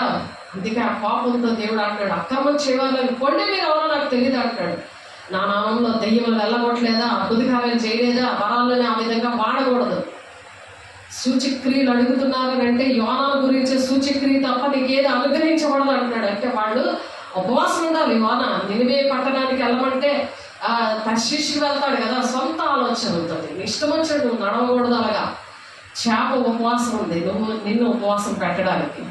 చేప తీసుకెళ్ళి అక్కడ మళ్ళీ నినివే పట్టణానికి వేసేస్తే నేను ఒకరోజు నిన్ను నీడగా ఉన్న ఒక పాదు విషయంలో ఎండిపోగానే వెంటనే నీకు కోపం వచ్చేస్తుంది. ఆ పాదు మీద దేవుడి మీద తిరగబాటు వచ్చేస్తుంది వెంటనే. ఆ తర్షీషులో వెళ్ళి అక్కడ కక్కేసినాక అప్పుడు ఆ నినివే పట్టణంలో వెళ్ళి అది కక్కేసాక దాని పని చేసింది చూడండి. యోనా గెలిచింది, నువ్వు ఓడిపోయావు. ఆలోచించారా? దేవుడు మాట జంతువులు వింటాయి, పక్షులు వింటాయి, ఆకాశం భూమి తన దేవుని నామాన్ని ప్రచురం చేస్తున్నాడు. భాష లేదు. ఆయన సృష్టి కోసం, ఆయన రాకడ కోసం తేరి చూస్తున్నాయి అవి, ఆయన రాక కోసం. కానీ మీరు సిద్ధపడుతున్న వాళ్ళు కూడా తేరి చూస్తున్నారు. ఎప్పుడు నేను అనుకుంటాను, దేవాన్ని రాకడ ఎప్పుడు వచ్చేస్తుంది అయ్యా. ఏంటి ప్రజలు తిరుగుబాటు చేసుకొని ఏ మాట వినరు. విన్న వాళ్ళకి చెప్పబుద్ధి వస్తుంది, వెళ్ళిన వాళ్ళకి దేవుడు చెప్పనేపడు. ఎందుకంటే ఆ ఎనర్జీ, ఆ టైము, మరి అవన్నీ కూడా చాలా విలువైనవి కదా. ఆ దేవుడి పిల్లలు అలా కాపాడుతున్నాడు. నేను అనుభవంతో చెప్తున్నాను, వాళ్ళకి చెప్పనేవాడు. సేమ్ అలాగే 68 సంవత్సరాలు మనిషితో కూడా దేవుడు ఎవరితో చెప్పనివ్వలేదు. ఎప్పుడు చెప్పనిచ్చాడో తెలుసా? 70 సంవత్సరంలో అతను 70 సంస్థలకి అధిపతి. ఆయన అక్కడ సేవ చేస్తూ, నేను దేవుని సేవ, అమ్మో దేవుని సేవ, దేవునికి అన్ని ఖర్చు పెట్టాలని బిఎస్ఎన్ఎల్లో పని చేస్తున్నాడు అతను. డబ్బంతా ఏదైనా సరే దేవుని పిల్లలకి అన్ని కూడా ఫ్రీగా చేసేవాడు. ఆత్మవశుడు అయిపోయేవాడు. పాస్టర్లు కూడా వచ్చి వాళ్ళ సమస్యలని చెప్పుకొని హిందువులు వచ్చేవారు, పాస్టర్లు వచ్చేవారు, అన్ని జనులు వచ్చేవారు, అందరూ వచ్చేవారు. మతం కులం భేదం లేకుండా ప్రేమించేవాడు. అందరూ డబ్బులు తీసుకోమంటే, ఇదిగోండి డబ్బు, ఇంత డబ్బు తీసుకోండి, మీరు ఇంత మంచి కార్యం చేశారు అని చెప్తే ఎన్నో కార్యాలు. ఎందుకంటే సాతాను కూడా చేస్తుందని రుజువు ఇది. దేవుడే కాదు, అందుకే అక్రమం చేలో పండాడు అంటాడు. దేవుడి పేరు మీద మరి దేవుడు దేవుడు దేవుడు దేవుడు నాతో మాట్లాడను దేవుడు చేశాడు, అందరికీ చేశాడు. కానీ తను దేవుడు మనిషి లాగే తయారవుతాడని, ఎప్పుడు నాకు టైం ఇస్తాడు అని హృదయమైన తలుపుని కొడతా ఉన్నాడు ఆయన. ఎంతసేపు ఆయన్ని ఏడిపిస్తానన్నది వాక్యం. హృదయం అనే తలుపు వద్ద నేను వెయిట్ చేస్తున్నాను, ఎంతసేపు నన్ను ఏడిపిస్తారు. ఆ హృదయం అనే తలుపు తీస్తా కదా, ఆయన లోపలికి వస్తాడు. ఈ హృదయంలో నువ్వు నీ భర్తను పెట్టుకుంటావు, నీ పిల్లలు పెట్టుకుంటావు, నీ కొడుకుని పెట్టుకుంటావు, నీ కూతురు పెట్టుకుంటావు. ఆదివారం నువ్వు మొత్తం అన్ని కార్యక్రమాలు పెట్టుకుంటావు, అన్ని వంటలు వండాలని కోరుకుంటావు. దేవునికి స్థానమే ఉండదు అక్కడ. అసలు ఒక 2 నిమిషాలే ఉండదు. ఒక ఆమెను కోటీశ్వరులు చేస్తే ఆమెకి దేవుడితో గడపడానికి టైం లేదండి, నాకు ప్రార్థన చేయడానికి టైం ఉండట్లేదండి అన్నది. శుభ్రంగా చీకట పట్టే బాగా ఆమె చూపించాడు, ఆమెకి చూపించాడు, అంతే. చేతులు ఎత్తేసింది ఆమె. సంఘ బాధ్యతలు లేవు, దేవుని కోసం ఆలోచించడం లేదు, సేవకులతో మాట్లాడడం లేదు. కానీ దేవుని వాక్యం మాత్రం చక్కగా స్టేటస్లోని ఛానల్లో అన్ని కూడా చక్కగా చూస్తుంది. కానీ ఒక మాట మంచి లేదు, అది దేవుని ఆత్మ లక్షణాలు కాదు కదా.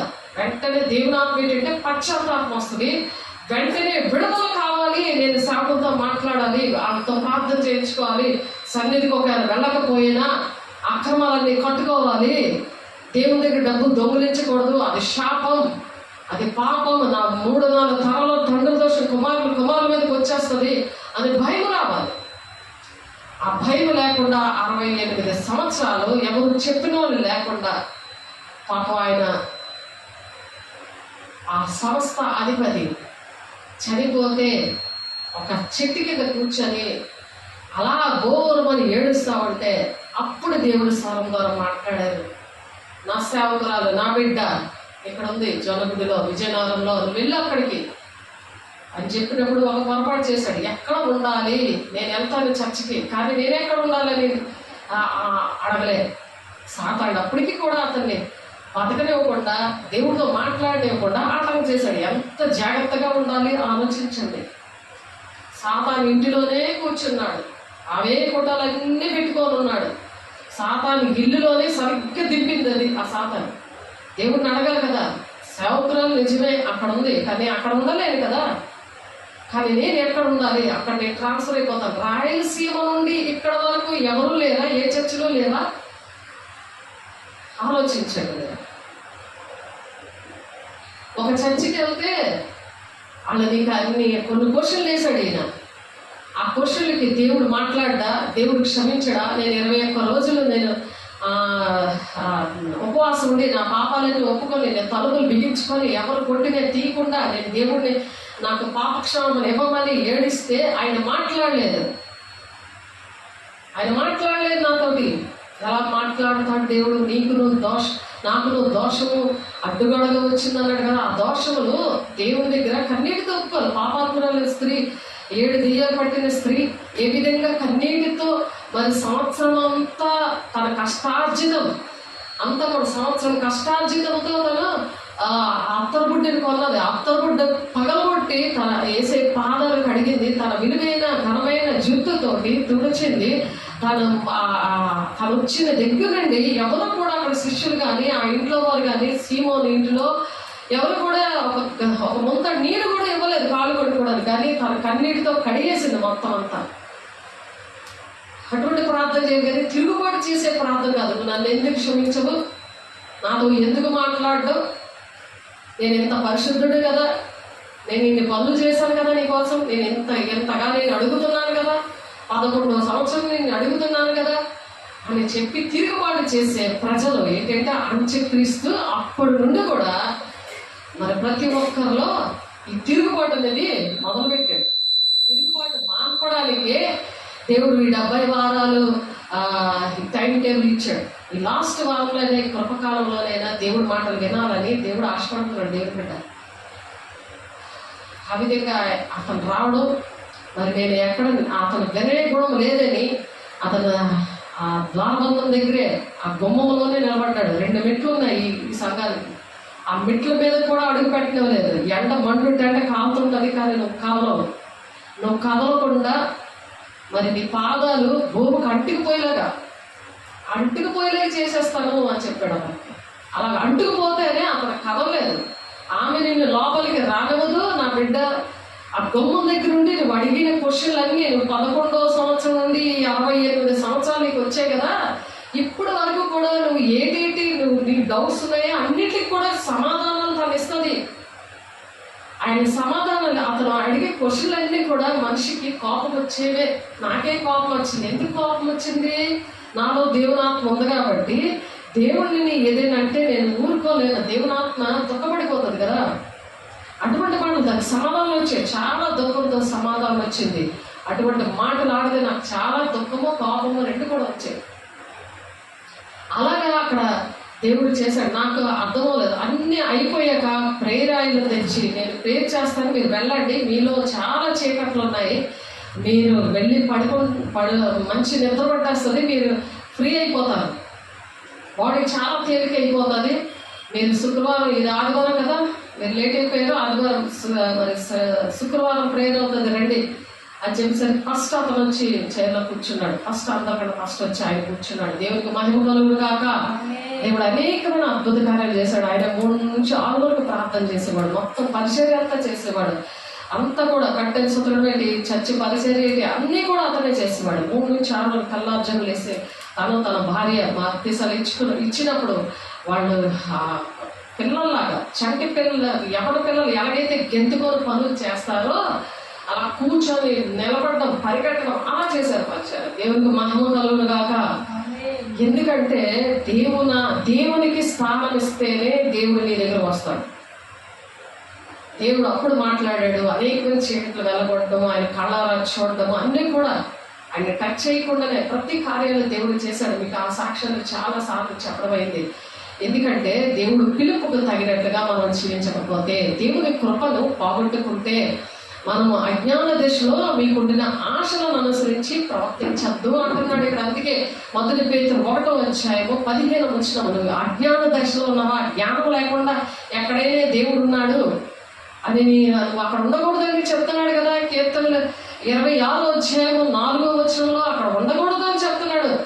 అయినా సరే అక్కడే ఉండి అక్కడే ఉండడం వల్ల దేవుడు ఏం చేస్తున్నారంటే, మీరు జరిగించిన అక్రమ క్రియలన్నింటినీ విడిచి నూతన హృదయం నూతన బుద్ధిని తెచ్చుకోండి. ఇశ్రాయేలులారా, మీరెందుకు మరణము నొందుదురు, ఇదే ప్రభువు యెహోవా వాక్కు అని హెస్కేలుతో చెప్తున్నాడు. మరణము నొందుటను బట్టి నేను సంతోషించాడు కావున మీరు మనసు త్రిప్పుకొనండి, అప్పుడు మీరు బ్రతుకుదురు, ఇదే ప్రభువు యెహోవా వాక్కు అని హెస్కేలు 30-32 హెస్కేల్తో ఆ దినాల్లో మాట్లాడుతున్నాడు. దేవుని బిడ్డ, సంఘ కాలంలో మనం ఎందుకు ఉన్నామంటే, ఇప్పుడు ప్రభువా అని పిలిచిన వాడు దేవుని రాజ్యాన్ని ప్రవేశించడు. తండ్రి చిత్తము నీ పట్ల ఏమై ఉందో అదే దేవుడు నిన్ను అడుగుతున్నాడు. దేవుని బిడ్డ, ఇప్పుడు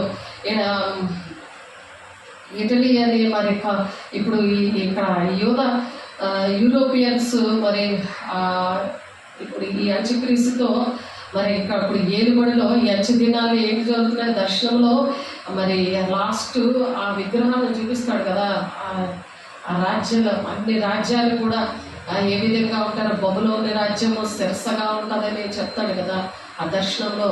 ఇప్పుడు కాలంలో, ఈ సంఘ కాలంలో 59 వారము 70 వారానికి మధ్యలో మనం సంఘ కాలంలో ఉన్నాం కదా. కృపకాలంలో, ఈ కృపకాలంలో ఇనుము మట్టి కలిసిన పాదాలు దేవుడు, ఇప్పుడు మనం ఈ రోమా ప్రభుత్వము యేసే పుట్టిన దినాలు, మరి ఇప్పుడు జరుగుతున్న విషయాలు, దేవుడు ఈ భూలోకానికి వచ్చి తన ప్రణాళిక నెరవేర్చిన దినాలు, అవన్నీ కూడా జరిగిన తర్వాత మరి వీళ్ళు ఇప్పుడు జరుగుతున్నది. ఎందుకంటే ఇశ్రాయేలు ప్రజలతో మరి అన్ని ఐక్యత రాకుండా యుద్ధాలు ఎందుకు జరుగుతున్నాయి కాబట్టి ఈ మధ్యలోనే వీడు ఈ అంత్యక్రీస్తు వచ్చి నేను సమాధానం పరుస్తాను అని చెప్పి అందరితో కూడా ఐక్యతని కోరతాడు. 10 దేశాలతో కోరుతున్న పరిస్థితులు ఇప్పుడున్నాయి. అవి ఏంటంటే ఇటలీ, పశ్చిమ జర్మనీ, మళ్ళీ ఫ్రాన్సు, బెల్జియము, హాలాండ్, మరి లక్స్బర్గ్, గ్రేట్ బ్రిటన్, ఐర్లాండ్, మరి ఇంకా 9-10 ఏంటంటే డెన్మార్క్, గ్రీస్. ఇవన్నీ కూడా ఇవేంటంటే ఈ దేశాలతో శాంతి ఐక్యత, ఈ ఐక్యతని అన్నీ కూడా చేస్తున్నాడు అనమాట. ఐక్యత సంబంధం వాళ్ళతో పెట్టుకుంటున్నాడు అనమాట. కాబట్టి తెల్లని గుర్రం మీద అవన్నీ అంత్యక్రీస్తు రావడానికి సూచనలు. ప్రకటన 6:2 ఉన్నది, విల్లు పెట్టుకుని కూర్చుంటాడు. కాబట్టి ప్రకటన 19:11 తెల్లని గుర్రం మీద యేసే వస్తున్నాడు. కాబట్టి 2వ దశలోని 2వ అధ్యాయము 4-12 చూస్తే అక్కడ ఉంటుంది దేవుడు ఎలా వచ్చి ఇక్కడ ఏ విధంగా ఉంటాడో, ఆలయంలో ఎలాగ చేస్తాడో అన్ని విషయాలు కూడా అందులో ఉంటుంది. యెషయా 28-29 కూడా సైన్యములకు అధిపతి యెహోవా మనం నేర్చుకోవాలన్నమాట.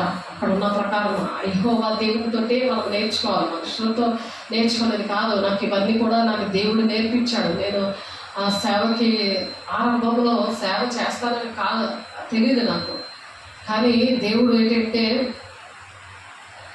ముందుగానే నాకు భక్తి అనేది నేర్పించాడు. దేవా, నేను పడిన కష్టం, నా కుటుంబాన్ని దేవా నువ్వు కట్టావు, ఆ విషయంలో నువ్వు చేసిన ఆ మేలును బట్టి నేను పడిన కష్టము ఎవరు కూడా పడకూడదు. ఇప్పుడు మీకు ఎవరెవరైతే ఎవరి ద్వారా మీకు దేవుడు సహాయం చేశాడో, దేవుడు ఎటువంటి బంధకాల నుండి దేవుడు మేము విడిపించాడో అదే మీకు పిలుపు. దాని ద్వారా అనేకమైన ఆత్మలు మీరు రక్షించి మీరు సువార్థికులుగా ఉన్నారో, లేకపోతే ఒక ప్రవక్తగా ఉన్నారో, ఒక ఉపదేశకుడిగా ఉన్నారో, ఒక అపోస్తుల్లాగా ఉన్నారో, మీరు బోధకులుగా ఉన్నారో, కాపరిగా ఉన్నారో, అవి మీకు మీ హృదయంలో వాక్యం చెప్పాలని, ప్రవచించాలని, ఇవన్నీ కూడా మీరు ప్రార్థనలో దేవా నా పిలుపు ఏంటి అని దేవుని దగ్గర నాకు ఈ మేలు చేసావు కదా, నాకు ఈ పుట్టినప్పుడు నుండి విడిపించావు కదా, నన్ను ఒక మనిషిగా నన్ను స్థిరపరిచావు కదా, ఈ లోకంలో నాకు అన్ని బాధల నుండి విడిపించావు కదా, నన్ను ప్రతి బంధకాల నుండి నన్ను విడిపించావు కదా, మరి అటువంటి పరిస్థితుల్లో నుండి నన్ను విడిపించినందుకు నీ కోసం నేను బ్రతకాలని ఆశపడుతున్నాను. అది ఏ విషయంలో నన్ను వాడుకోవాలని ఇష్టపడుతున్నావు, నన్ను వాడుకో అన్నప్పుడు ఈ విషయాలు క్రీస్తు శరీరంకి నువ్వు ఒక అవయవంగా వాడబడును గాక. ఆమేన్. ఆయన శిరస్సే ఉన్నాడు, మనందరం అవయవాలుగా ఆ విధంగా వాడబడాలని ఎఫెసీయులకు రాసిన పత్రిక 4:13 ఉంది. కాబట్టి యెషయా 28:14-15 మరణముతో ఎటువంటి మరణముతో మరి దేవుడు మరి చూడండి ఒకసారి యెషయా 28:28 చూడండి ఒకసారి. యెషయా 28:14-15 దేవుడు వాళ్ళు ఏంటంటే మరణంతో నిబంధన చేసుకుంటూ ఉంటారు. అలా మనం మరణంతో నిబంధన చేసుకోకుండా మార్కు 15:20 ప్రకారము మనము అపహాస్యము చేయకూడదు. దేవుడితో అపహాస్యం ఏంటంటే దేవుడికి మాట ఇచ్చి తప్పిపోవడం అనమాట. అది ఒక అపహాస్యంలో ఉంటుంది, కృతజ్ఞత లేని పరిస్థితులు అనమాట. ముందు ఏదైనా జరగాలంటే తీర్మానాలు చేసుకుంటాను, నేను ఇలా ఉంటాను, ఇలాగ ఇక్కడ ఈ చర్చికి బాత్రూమ్ కట్టిస్తానని ఉంది, హోల్ నైట్ ప్రార్థనలు చేసుకుంటాను, మిగతా 4-10 ప్రకారం నేను సంఘం కోసం ప్రార్థన చేస్తానంది. వాళ్ళు ఏంటంటే దేవుడితో జోక్ చేసినట్లు లెక్క వస్తుంది. మార్కు సువార్త 10:20 అపహాస్యం చేస్తున్నారు వాళ్ళు అని ఉంది. సంఘం ఎత్తబడ్డానికి ఇవన్నీ కూడా సంఘంతో నువ్వు ఎత్తబడడానికి, పెళ్లి కుమార్తెగా నువ్వు ఎత్తబడడానికి ఇవన్నీ ఒక బంధకాలుగా ఉన్నాయి మీకు. దేవుడు మాట వినకపోతే, దేవుడికి స్థానం ఇవ్వకపోతే దేవుడు ఎలా మాట్లాడతాడు, ఎలా వాడుకుంటాడు? నువ్వు ఈ ఆశీర్వాదాలన్నీ పట్టుకొని నీ రాజ్యాన్ని నువ్వు కట్టుకోవడానికి స్వామిపోతులాగా నువ్వు సుఖానుభవంతో ఉండి బతుకంతో నిద్రమత్తుతో నీ ధనాపేక్షతో ఉంటే దేవుని రాజ్యానికి వెళ్ళవు. కాబట్టి పరలోక రాజ్యంలో మీ ధనం సమకూర్చుకోండి అంటున్నాడు. కాబట్టి మత్తయి సువార్త 24:21 లోకారంభం నుండి ఇటువంటి శ్రమలు జరగలేదు అని, శ్రమల కాలంలో ఉండిపోవడం ఒకటి అయిపోతుంది. అలాంటి శ్రమల కాలంలో ఉన్నప్పుడు ఆలయం కట్టగానే మరి నమ్ముతారు వీళ్ళు. ఎప్పుడైతే ఈ శాంతి ఒప్పందం చేసుకుంటాడో ఈ అంత్యక్రీస్తు 10 రాజ్యాలతో ఒప్పందం చేసుకున్నాక 3.5 సంవత్సరాలు మరి వాడు అన్నీ కూడా పస్కా పండుగలు ఏంటి ఇవన్నీ కూడా బైబిల్లో ఏంటంటే అక్కడ జరగాలో ఇవన్నీ కూడా అన్నీ అక్కడ జరిగిస్తూ ఉంటారు. ఆ దేవుడు అవన్నీ కూడా జరిగిస్తే 3.5 సంవత్సరాలు అయిపోయిన తర్వాత నేనే దేవుడని కూర్చుంటాడు. అది మనం శుక్రవారం చెప్పుకున్నాం. కాబట్టి మొత్తం 24-29 ఆ దినమున శ్రమ ముగించిన గోత్రాలు వారు ప్రతి ఒక్కరు కూడా ఆ దినంలో మరి ఇవన్నీ చూసి రొమ్ము కొట్టుకుంటారు అని ఉంది. 24-29 రాకడ సూచనలు ఉంటే అందులో దేవుడిని చూసి ఈ శ్రమలన్నీ లాస్ట్లో ఆయన వస్తాడు. 7 ఏళ్ళ శ్రమ దినాలు అయిపోయినప్పుడు ఆయన వస్తారు. కాబట్టి 70 వారాల చివరిలో మరి ఆయన వస్తున్నప్పుడు అప్పుడు మారకుండా దేవుడు పిలుపుకు తగినట్లుగా ఉండాలని దేవుడు ఆశపడుతున్నారు. కాబట్టి మార్కు సువార్త 15:47 స్త్రీలు ఏ విధంగా మారారు, స్త్రీలు ఏ విధంగా మరి పునరుత్థాన శక్తిని పొందుకున్న స్త్రీలు ఏ విధంగా ఉన్నారో ఆ మార్కు సువార్తలో 15:47 ఉంటుంది. ఒకసారి చూడండి. మార్కు సువార్త 15:47 మగ్దలేన మరియు యేసేపు తల్లి అయిన మరియు ఆయన ఉంచబడిన చోటు చూచారు. ఆయన ఉంచబడిన చోటు సమాధి దగ్గర ఆయన ఉంచబడిన దేవుని యేసేని ఉంచబడిన చోటు అలా చూశారు. పునరుత్థాన శక్తి ఎవరిలో ఉంటుందో వాళ్ళు దేవుని కోసం ఆలోచిస్తారు. స్త్రీలు మరి 5 గంటలకి లెగిశారు. మరి ఆయనకి అన్ని కూడా సమకూర్చారు. శుక్రవారం నాడు దేవుడు చనిపోయాక 6 గంటల నుంచి మరి 6 గంటల నుంచి తర్వాత విశ్రాంతి దినము ముందు రోజు, ఆ ముందు రోజే వాళ్ళు ఏంటంటే దేవునికి సుగంధ ద్రవ్యాలన్నీ కూడా సమకూర్చారు వాళ్ళు అక్కడ. మరి ఎవరు కూడా పట్టించుకోలేదు. కానీ పట్టించుకున్న ఆ వాళ్ళలో మరి యోసేపు ఆయన పట్టించుకున్నాడు. అక్కడ రహస్య శిష్యుడు నికోదేము ఆయన పట్టించుకున్నాడు. పిలాతుకి భయపడకుండా ఆ సమాధి కోసము మరి యేసయ్య శరీరము, ఆయన బాడీ, ఆయన శవమును తీసుకొని ఆ కొత్త తన కోసం కట్టించుకున్న ఆ సమాధి, రాతి సమాధిలో పెట్టడానికి ఇష్టపడ్డాడు రహస్య శిష్యులు. అలాగ రహస్య శిష్యులు పనిచేశారు. కానీ శిష్యులు కానీ అక్కడ ఉన్నవారు కానీ చాలామంది పారిపోయారు అన్నమాట. చూడండి, మార్కు సువార్త 15వ అధ్యాయము ఆ దినము సిద్ధపరచు దినము అనగా విశ్రాంతి దినమునకు పూర్వదినము 15వ అధ్యాయము 42వ వచనం. కనుక సాయంకాలం అయినప్పుడు అరిమత్తయ్య యోసేపు తెగించి పిలాతు వద్దకు వెళ్ళి యేసు దేహము అడిగారు అనమాట రహస్య శిష్యులు. ఇప్పుడు ఈ వాక్యం వింటున్న వాళ్ళు కూడా రహస్య శిష్యులు ఉన్నారు. వాళ్ళు కూడా వింటున్నారు. ఈ యేసులో పనిచేస్తారేమో, మరి దేవుడికి తెలియాలి. దేవునికి మహిమ కలుగును గాక. ఆ అరిమత్తయ్య యోసేపు తెగించి పిలాతు వద్దకు వెళ్ళి యేసు దేహము అడిగాడు అనమాట. అతడు ఘనత వహించిన ఒక సభ్యుడే దేవుని రాజ్యం వరకు ఎదురు చూస్తున్నాడు. ఇప్పుడు దేవుని రాజ్యానికి ఎదురు చూస్తున్న దేవుని బిడ్డలతో మాట్లాడుతున్నారు. ఆయన రహస్య శిష్యుడు అయినప్పటికీ కూడా ఆయన ఏం చేశాడు? ధైర్యంతో వెళ్ళి పిలాతు దగ్గరికి వెళ్ళి ఇంతలోనే చనిపోయానా అని పిలాతు అంటున్నాడు. ఆయన ఆశ్చర్యపడి ఒక శతాధిపతిని తన యొద్దకు పిలిపించి ఆయన ఎంతలోనే చనిపోయానా అని అతన్ని అడిగారు. ఈ కృప దినాల్లో ఈ అరిమత్తయ్య యోసేపు లాంటి వారు రహస్యంగా కూడా దేవుని వాక్యం వింటున్నారు.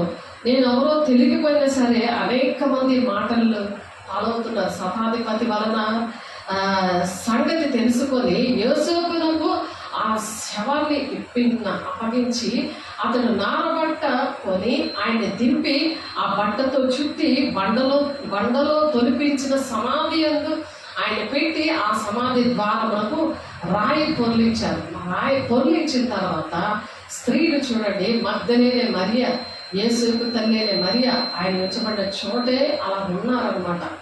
అలా ఉన్నారు. మళ్ళీ మొత్తం 27 వచ్చే 41 వచ్చంలో కూడా మగ్దలేన మరియు వేరొక మరియు అక్కడనే సమాధి ఎదురుగా అలా కూర్చొని ఉన్నారు. ఇంకా మత్తయి సువార్త 28వ అధ్యాయం 1వ వచనంలో కూడా విశ్రాంతి దినము గడిచిపోయిన తర్వాత ఆదివారమున, శనివారము విశ్రాంతి దినము. అప్పుడు ఆ కాలంలో ఎప్పుడైతే దేవుడు చనిపోయాడో ఆదివారం మనకు విశ్రాంతి దినముగా దేవుడు ఇచ్చారు. ఎందుకంటే అది పునరుత్థాన దినము కాబట్టి, ఆయన మన కోసం చనిపోయి లేచిన రోజు పునరుత్థాన దినము కాబట్టి విశ్రాంతి దినము గడిచిపోయిన తర్వాత ఆదివారం అని అక్కడ కరెక్ట్గా చక్కగా చెప్పబడింది. తెల్లవారుచుండగా మగ్దలేన మరియ వేరొక మరియు సమాధిని చూడాలని వచ్చారండి. చూడండి స్త్రీలు ఎలాగా పని చేస్తున్నారు. కానీ స్త్రీల విషయంలో కొన్ని వాళ్ళ సాక్ష్యాలు కానీ వాళ్ళ జనాభా లెక్కల్లో కానీ ఆ దినాల్లో అసలు ఎంచేవారు కాదు. స్త్రీలు ఒక లెక్కలో పెట్టేవారు కాదు. కానీ దేవుడు వాళ్ళని గౌరవించి ఫస్ట్ మరియాకే కనిపించాడు. ఈ దినాల్లో స్త్రీలు సంఘంలో ఎక్కువ మంది ఉన్నారు. స్త్రీలు పరిచయం చేసే వాళ్ళు ఎక్కువ మంది ఉన్నారు. దేవునికి మహిమ కలుగును గాక.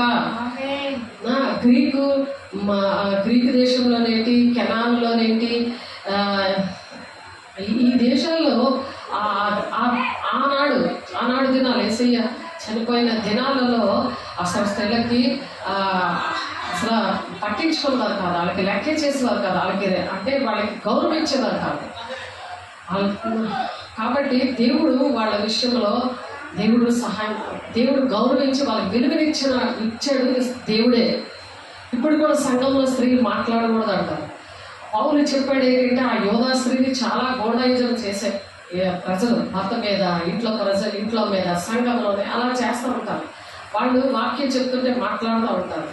కాబట్టి తిరిగి వెళ్ళి సుగంధ ద్రవ్యాల పరిమళ తైలమును సిద్ధపరిచి ఆజ్ఞ చొప్పున విశ్రాంతి దినమున తీరికగా ఉన్నారన్నమాట. విశ్రాంతి దినమున తీరికగా ఉన్నారండి. పరిమళ తైలమును సిద్ధపరిచారు. ఆ రోజే సాయంత్రమే 6 గంటల నుంచి శనివారం 6 గంటల నుంచి మరి ఆదివారం సాయంత్రం వరకు ఒక దినం అవుతుంది అన్నమాట. కాబట్టి విశ్రాంతి దినం ఏది ఆచరించకూడదు, ఏది కొనకూడదు అనేసి వాక్యం చెప్తుందని వాళ్ళు ఏం చేశారు, విశ్రాంతి దినానికి ముందు రోజే వాళ్ళు వెళ్ళి చక్కగా అన్నీ కొన్నారనమాట. కానీ ఈ దినాల్లో సంఘం కోసము మరి ఎలా సిద్ధపడుతున్నారు? దేవుడు ఈరోజు మాట్లాడుతున్నాడు కదా, మరి సాటర్డేయే మీరు సిద్ధపడి ఉన్నప్పుడు ఈ వాక్యం బాగా మీలో హృదయాల్లో హత్తుకుంటుంది. దేవునికి మహిమ కలుగుగాక. చెప్పిన వాక్యం ఫలించాలంటే మీరు శనివారమే మీరు సిద్ధపడాలి. ఆ విధంగా శనివారమే ఆదివారం కోసం చూడండి, సుగంధ ద్రవ్యాలు ఏసై కోసం ఎలా సిద్ధపడ్డారో, ఏసైని చూడాలని, ఏసై కోసము ఏసై మాటలు వినాలని, ఏసై తండ్రి చిత్తం నెరవేర్చాడు కదా, ఆ సాక్ష్యాలని వినాలని, మనము కూడా తండ్రి చిత్తాలు నెరవేర్చి దేవుని రాజ్యానికి వెళ్ళాలని ఏ విధంగా సిద్ధపడుతున్నాము. శనివారం పూట ఆదివారం వాక్యం కోసం నాతో దేవుడు మాట్లాడతాడు, నా బిడ్డలతో, నా భర్త కోసం, నా గ్రామం కోసం, నా దేశం కోసం దేవుడు మాట్లాడతారు. వాళ్ళు సుగంధ ద్రవ్యాలు తెచ్చారు, మీరు ఏడు తెచ్చారు అని క్వశ్చన్ వేసుకోండి. సుగంధ ద్రవ్యాలు తెచ్చారు వాళ్ళు. మీరు ఏసై కోసం ఏది ఖర్చు పెడుతున్నారు? సమయమా, డబ్బులా, మరి దేవునికి హృదయం ఇస్తున్నారా? ఇవన్నీ ఆలోచించాలి.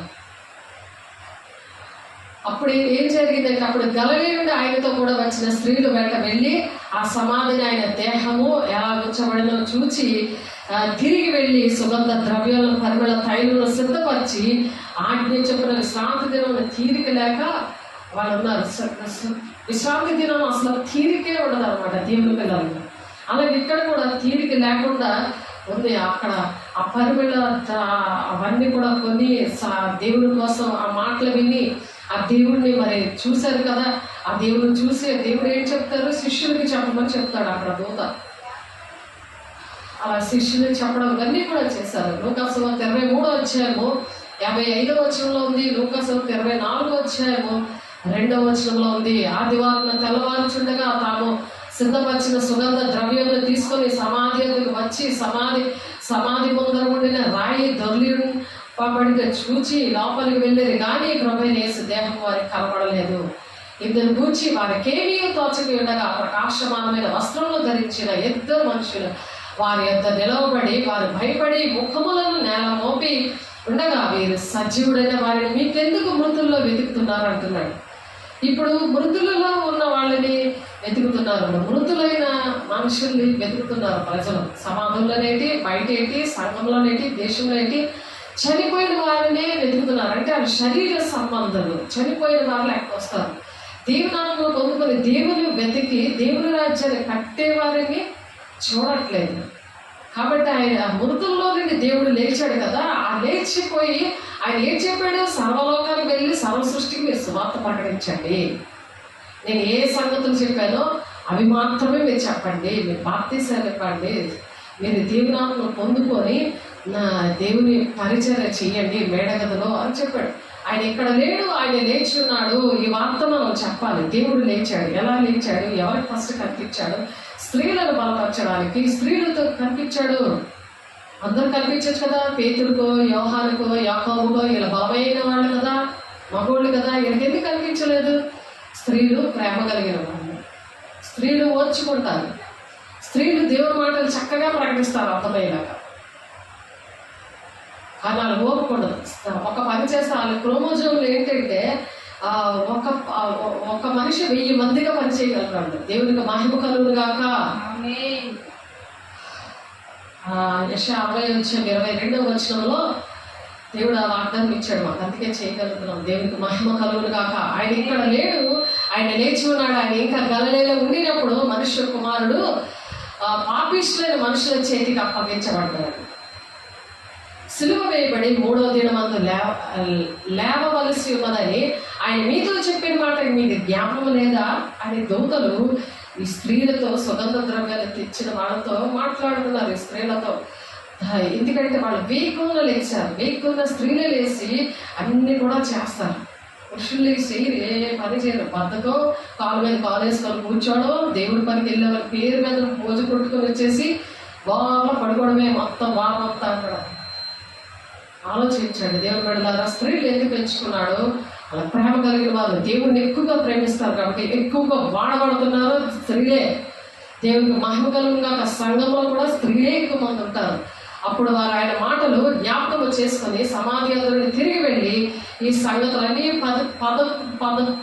11 మంది శిష్యులకి తక్కిన వారందరికీ కూడా తెలియజేశారు. అందుకే వాళ్ళకి స్త్రీ విశ్రాంతి లేదు. మాకు ఆదివారం వస్తే అస్సలు విశ్రాంతి ఉండదు. తినడానికి కూడా 9:30 అయిపోతుంది రాత్రి, తెలిసిందా? అలా ఉంటుంది, విశ్రాంతి లేదు అని ఇందాక చదువుకున్నాం కదా. 11 శిష్యులకును తక్కిన వారందరికీ తెలియజేశారట. ఈ సంగతులు అపోస్తలతో చెప్పిన వారు ఎవరనగా మగ్దలేన మరియు యోహన్న, యాకోబు తల్లి అయిన మరియు వారితో కూడా ఉన్న ఇతర స్త్రీలు. వీళ్ళందరూ స్త్రీలే. ఈ శిష్యులకు చెప్పమని చెప్తున్నాడు. అయితే వారి మాటలు వీరి దృష్టికి బెర్రి మాటలుగా కనబడ్డాయి. ఇప్పుడు స్త్రీల మాటలు అందరికీ బెర్రి మాటలుగా ఉన్నాయి కదా. వాళ్ళు చూడరు, వాక్యము వినరు, వాళ్ళు చేస్తున్న పరిచర్య వాళ్ళు గమనించారు. అయితే వారి మాటలు వీరి దృష్టికి వేరే మాటలుగా కనబడ్డాయి కనుక వీరి మాటలు నమ్మలేదు. ఆనాడే శిష్యులు ఈ స్త్రీల మాట నమ్మలేదు. అయితే పేతురు లేచి సమాధి అంత, పేతురు ఒక్కడే కదా దేవుడు ప్రేమించాను అది నీకే తెలుసు ప్రభా అని చెప్పాడు. కానీ 3 సార్లు పొంగేస్తాడు కదా. ఆ పేతురు దేవుని శక్తితో నింపబడినప్పుడు ఆయన నీడ పడితేనే స్వస్థతలు జరిగాయి, అద్భుత కార్యాలు చేశాడు దేవుడు. కాబట్టి దేవుని శక్తి దినదినము నూతన పరచబడాలి. మన హృదయంలో అంతరంగ పురుషుడు దినదినము ఆ విధంగా నూతన పరచబడాలి గాక. అయితే పేతురు లేచి సమాధి ఎదుగు పరిగెత్తుకొని పోయి వంగి చూడగా నారబట్టలు మాత్రము విడిగా కనబడ్డే. అతను జరిగిన దాన్ని ఊచి ఆశ్చర్యపడుచు ఇంటికి వెళ్ళాడు. అప్పుడు ఇదిగో ఆ దినమందే వారిలో 2 యెరూషలేమునకు ఆమడ దూరంలో ఉన్న ఎమ్మాయి అనే గ్రామములకు వెళ్తున్నారు. జరిగిన ఈ సంగతులన్నిటిని కూర్చి ఒకరితో సంభాషించుకుంటున్నారు. ఎమ్మాయి గ్రామంలో వారు సంభాషించు ఆలోచించుండగా యేసు తానే దగ్గరకు వచ్చి, యేసు వచ్చాడు కానీ వాళ్ళు గ్రహించలేదు. ఇప్పుడు కూడా ఈ వాక్యం అనే దేవుడు పక్కకి వస్తున్నాడు, ఇంటిలోకి వస్తున్నాడు, హృదయంలోకి వెళ్తున్నాడు కానీ వాళ్ళు గ్రహించట్లేదు. యేసయ్య మాటలు, యేసయ్య వాక్యం అంటే యేసయ్య శరీరధారియే మన మధ్య నివసిస్తున్నాడు అనే విషయం ఎవరికి అర్థం అవ్వలేదు. అలాగే ఎమ్మాయి గ్రామంలో ఉన్న వాళ్ళకి అర్థం అవ్వలేదు. వెలుగు ప్రకాశిస్తుంది కానీ చీకటి గ్రహించట్లేదు. ఇప్పటికీ కూడా అదే జరుగుతుంది. తానే దగ్గరికి వచ్చి వారితో కూడా నడిచాడు. అయితే వారు ఆయనను గుర్తుపట్టలేకుండా వారి కన్నులు మూయబడి ఉన్నాయి. శరీరానుసారమైన మనస్సు శిష్యుల్లోని ఈ అమ్మాయి గ్రామంలో ఉన్నవాళ్ళు యేసయ్య చనిపోయాడని ఆ బాధలోనే మునిగి తేలిపోతున్నారు. ఆ మునిగి తేలిపోతూనే ఉపవాసాలు చేశారు. 40 రోజుల ఉపవాసాలు ఈ దినాల్లో. సమాధులకు వెళ్ళారు. ఆ మునిగి తేలిపోయే ఉన్నారు కానీ పునరుత్థాన శక్తిని పొందుకొని ఆయన మాటలు ప్రకటించాలనే జ్ఞానం రావట్లేదు. ఎంత విచారకరమో ఇది. సంఘము యొక్క కాలంలో, ఈ కృపకాలంలో నువ్వు తండ్రి చిత్తాన్ని నెరవేరుస్తాను దేవుని రాజ్యానికి వెళ్తావు. దేవుని బిడ్డ ఆనాడు ఎవరు ఒకరు చెప్పుకుంటున్న ఈ మాటలు ఏమని అడగగా వారు దుఃఖముఖలై ఉన్నారట. వారిలో త్రైపాలు వాడు యెరూషలేములో బస చేయించుండి ఈ దినములలో అక్కడ జరిగిన సంగతులు నీవు ఒకడవే ఎరుగువా అని యేసయ్యకే క్వశ్చన్ వేస్తున్నారు. ఇప్పుడు కూడా నీతో ఉంటే నా బట్టి వాడివే కదా నువ్వు అనుకుంటున్నావు, చీట్ చేస్తాను తప్పించినాడు అప్పుడు లేడు అని 50 కీర్తన లాస్ట్ వచనంలో ఉంటుంది. అది నా దేవుడు నువ్వు ఒకటే అన్నట్టుగా దేవుడితో తిరగబడే స్వభావంతో ఉంటున్నారు. సేవకులతో దేవుడితో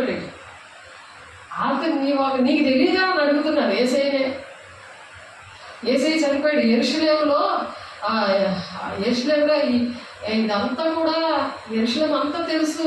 ఈ దినాల్లో ఇక్కడ జరిగిన సంగతులన్నీ నీవు ఒక్కడమే ఎరగట్లేదు, నీవు ఒక్కడికే తెలియదు ఈ విషయాలు అంటాడు. ఏసైనా అడుగుతున్నాడు ఆ మాట చూడండి. అలా అడుగుతున్నారు. ఇప్పుడు దేవుని సేవకులేంటి, దేవుడినేంటి నీకు తెలియదా నేను ఎంత కష్టపడుతున్నానో, నేను అబద్ధాలే ఆడను, అబద్ధాలకు జనకుడు అడుగుతున్నాడు చూడండి ఒకసారి. ఆయన ఇవి ఏమని వారిని అడిగినప్పుడు వారు నజరేయుడైన యేసును కూర్చున్న సంగతులే ఆయన దేవుని ఎదుటను ప్రజలందరూ ఎదుటను క్రియల్లోనూ వాక్యంలోనూ శక్తిగల ప్రవక్త ఉన్నాడు అని యేసయ్యకి నేర్పిస్తున్నారు. వీళ్ళు యేసయ్యకి నేర్పిస్తారు. నేను పూలలో జరిగిన మాటలు అది యేసయ్యకి నేర్పిస్తూ ఉంటారు. దేవుని బిడ్డలు యేసయ్య ఆడలో ఉంటారు. యేసయ్యతో గడుపుతారు. నాలుగు బాధపడుతుంటే ఆ యేసయ్యతో గడపాలి, మరి బాధ్యతలన్నీ ఎవరు భరిస్తారు, దేవ సహకారాలు లేవనెత్తు ప్రభాని ఏడుస్తూ ఉంటే వాళ్ళకి బోధిస్తున్నారు. ఇప్పుడు యేసయ్య చనిపోయి తండ్రి చిత్తాన్ని నెరవేర్చిన యేసయ్యతో వాక్యంలోనే శక్తిగల ప్రవక్తే ఉన్నాడు. దేవుని ఎదుటనో ప్రజల ఎదుటనో క్రియల్లోనూ వాక్యంలోనే శక్తిగల ప్రవక్తే ఉన్నాడు. ఆయన అవి ఏమని అవి ఏంటి, అవి ఆ సంగతులు ఏంటి అని అడిగితే యేసయ్య కోసం చెప్తున్నారు.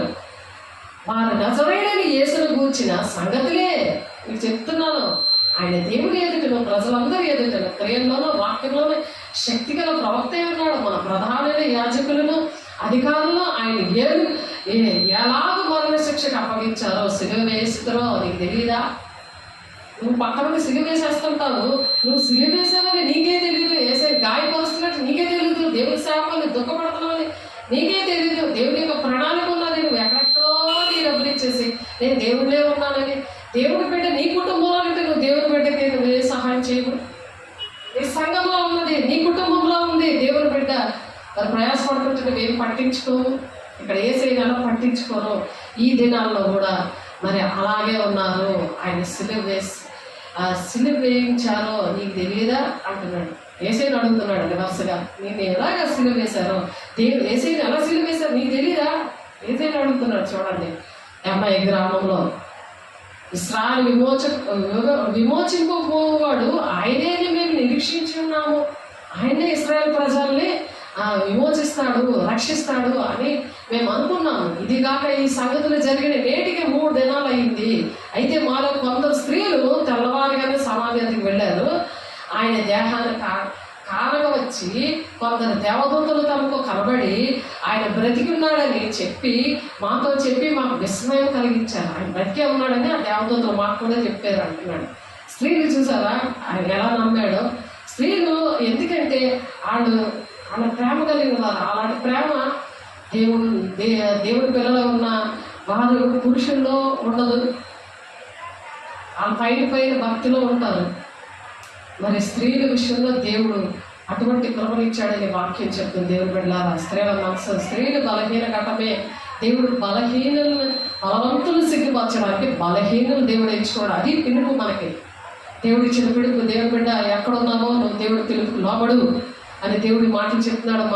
మాతో కూడా ఉన్న వారిలో కొందరు సమాధి ఎదుగు వెళ్ళి ఆ స్త్రీలు చెప్పినట్లు కనుగొన్నారు, కానీ ఆయన చూడలేదని ఆయనతో చెప్పారు. అందుకు ఆయన అవివేకులారా ప్రవక్తలు చెప్పిన మాటలన్నిటినీ నమ్మని మందమతులారా అంటున్నాడు.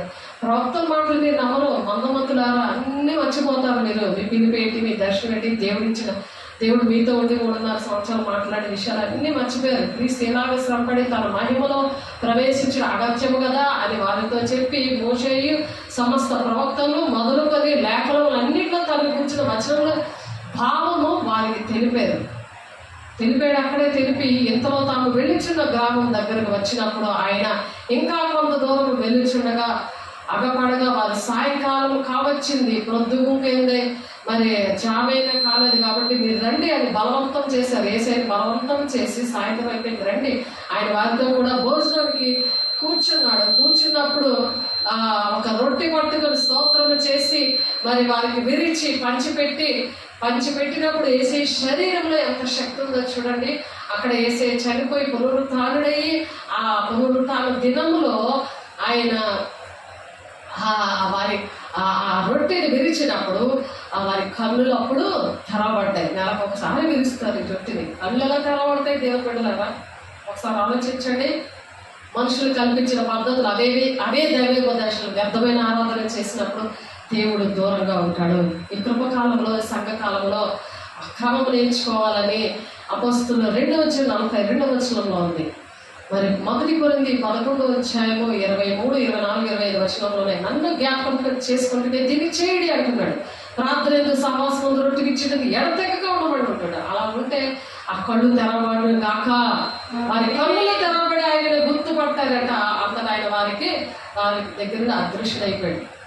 నువ్వు అదృశ్యుడైపోతాడు. నేను చూసి నువ్వు గ్రహించిన తర్వాత ఇంకా నువ్వు ఆయన చూడని పరిస్థితి, నీకు విశ్వాసం వచ్చేస్తుంది అనమాట.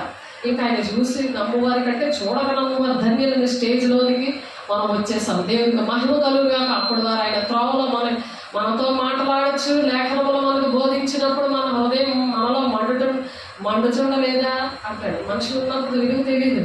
దేవుడు పక్క నుండి మాట్లాడుతున్నప్పుడు ఆయనకే బోధిస్తున్నారు.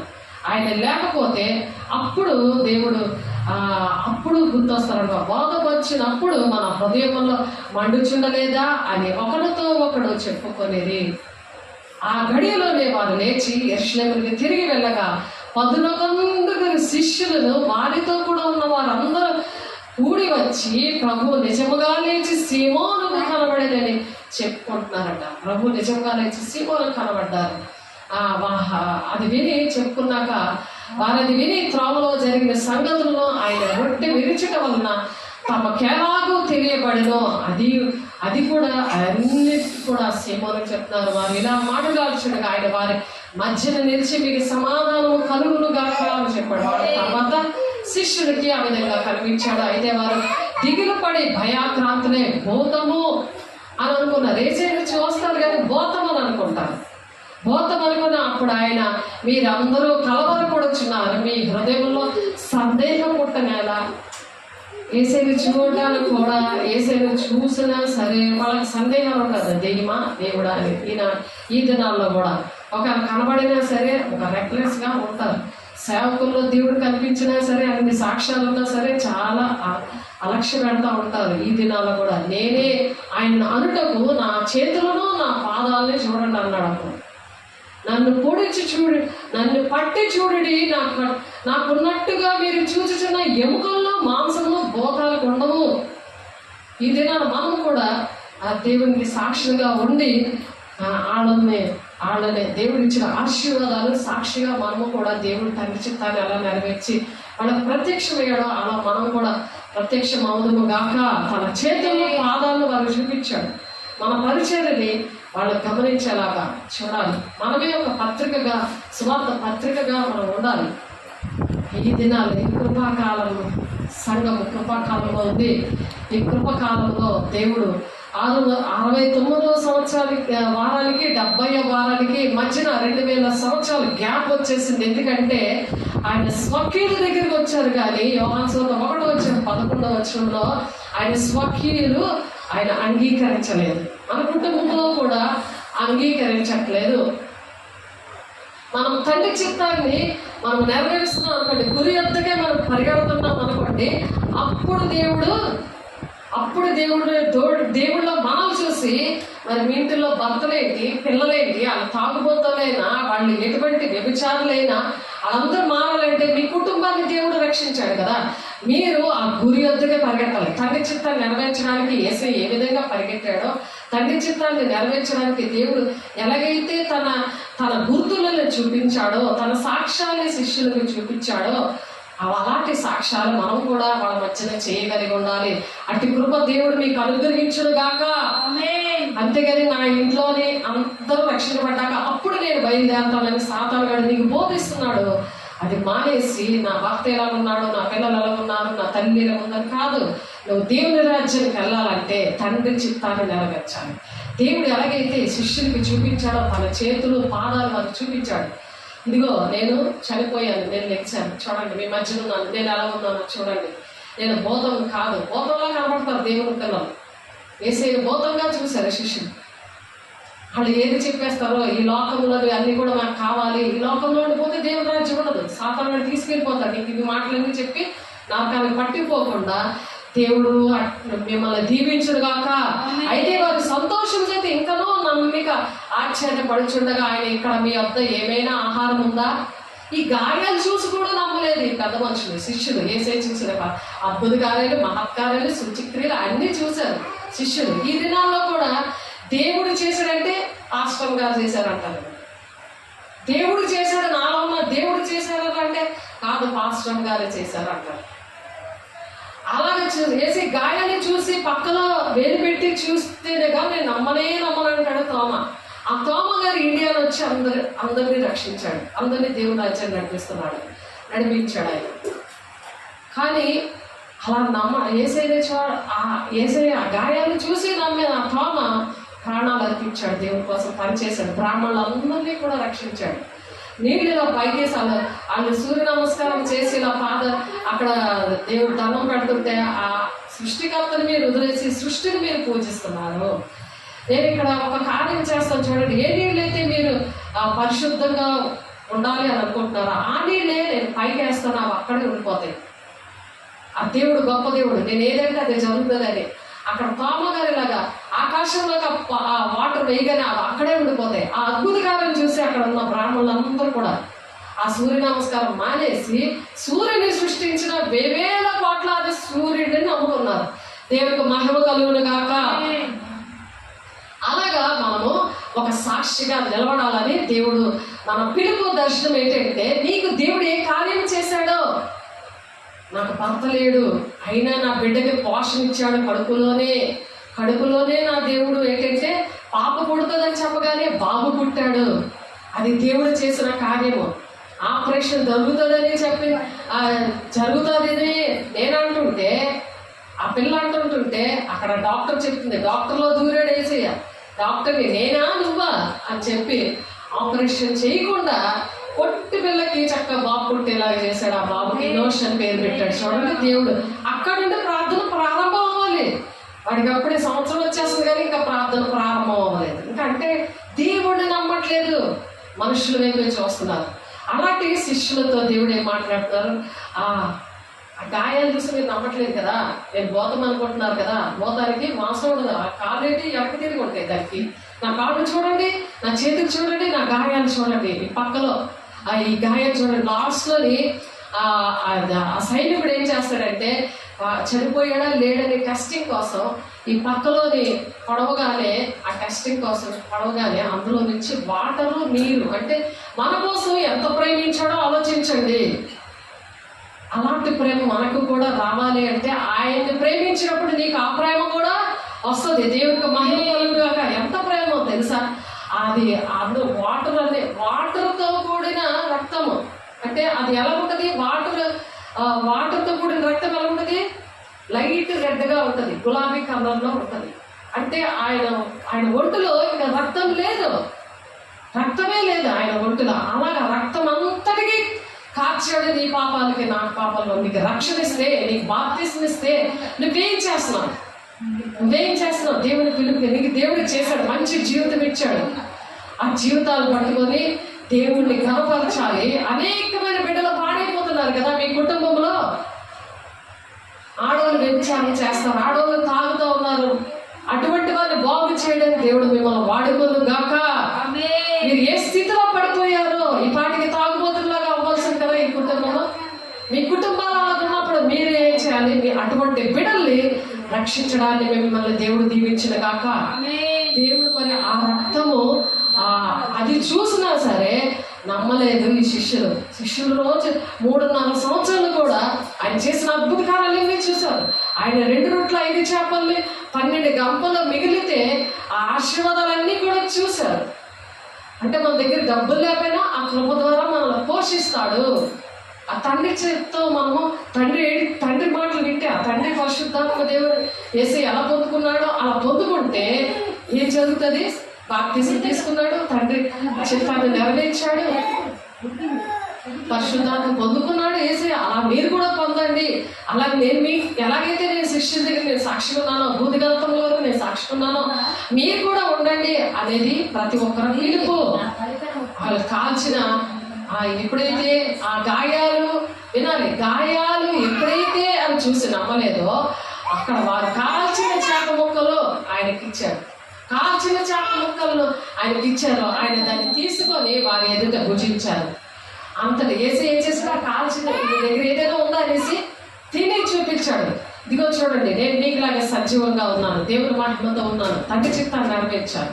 నేను చెప్పినట్లే 3వ దినాన మానవుల రక్షణ కోసం చనిపోయి, అలాగే నేను దేవుని బిడ్డలే మీ అందరినీ మానవుల రక్షణ కోసం నేను ప్రాణం పెట్టి తండ్రి చిత్తాన్ని నెరవేర్చి నేను ఇదిగో మీ మధ్య ఉన్నాను, ఈ వార్తను మీరు భూలోకం అంతా ప్రకటన చేయాలి అని మనందరికీ ఇచ్చిన ఆర్డర్ ఆయన అక్కడ నమ్మకపోతే ఆయన ఇంకా ఏం చేశాడు, అక్కడ మీ దగ్గర ఏదైనా ఉన్నదంటే అక్కడ తినడానికి ఏమైనా ఉన్నాయా అని అంటే అక్కడ చేపలు ఆ చేపలు కాల్చడం, ఆ చేపలను చూశాడు, ఆ మొక్కను ఆయనకి ఇచ్చారు. ఆయన దీన్ని తీసుకొని వారి ఎదురుగుండా భుజించారు. అంతగా ఆయన మోషే ధర్మశాస్త్రంలోను ప్రవక్తల గ్రంథంలోను కీర్తనలోను నన్ను గురించి వ్రాయబడినవన్నీ నెరవేరవల్లని నేను మీ వద్ద ఉండినప్పుడు మీతో నేను చెప్పిన మాటలు నెరవేరినవని వారితో చెప్పాడు. అప్పుడు మనం చెప్పాలి మన సాక్ష్యము, ఇదిగో నేను ఆ రోజు చెప్పాను కదా నీ జీవితంలో ఇలా జరుగుతుందని, అది జరిగింది చూసావా, నీ జీవితంలో దేవుడు నెరవేర్చాడు కదా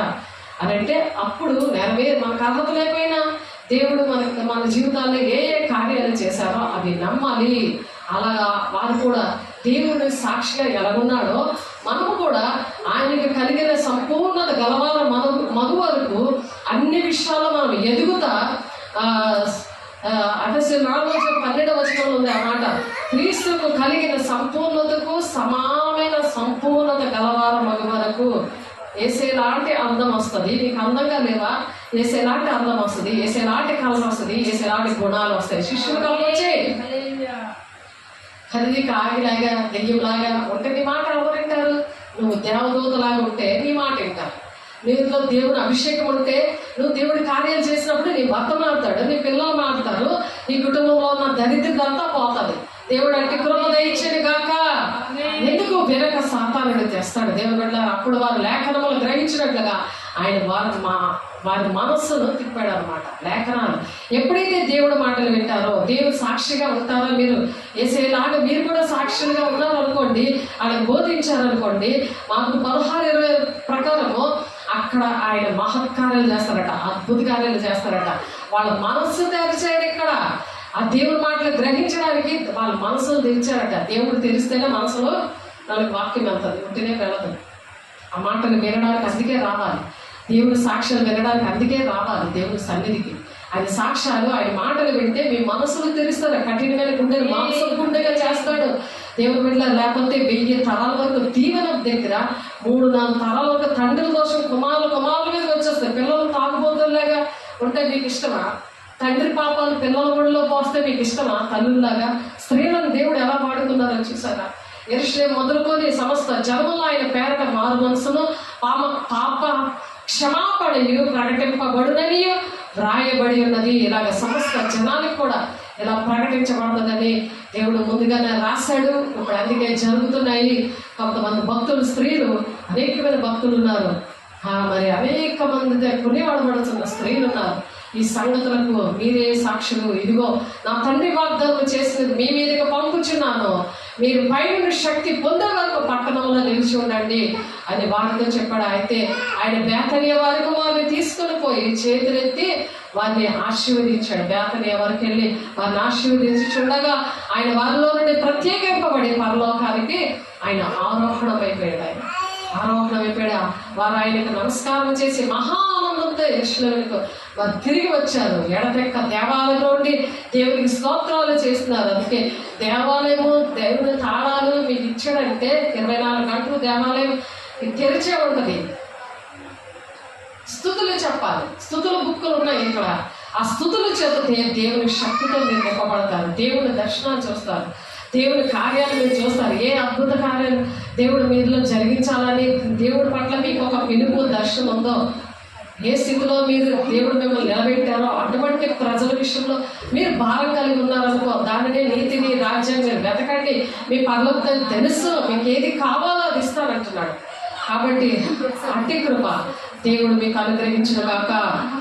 ప్రార్థన చేస్తున్నాము, కళ్ళు మూసుకోండి. దేవునికి మహిమ కలుగును గాక. పరిశుద్ధుడా, ప్రేమగల దేవా, అభిషక్తుడా, నీ కృపగల నామంలో, నీ మహిమగల నామంలో పరిశుద్ధాత్మ దేవుడా, ఈ మాటలన్నీ నూరంతలుగా ఫలవంతంగా మీరు ఫలింప చేస్తున్నారు. స్తోత్రం అయా. మత్తయి 25వ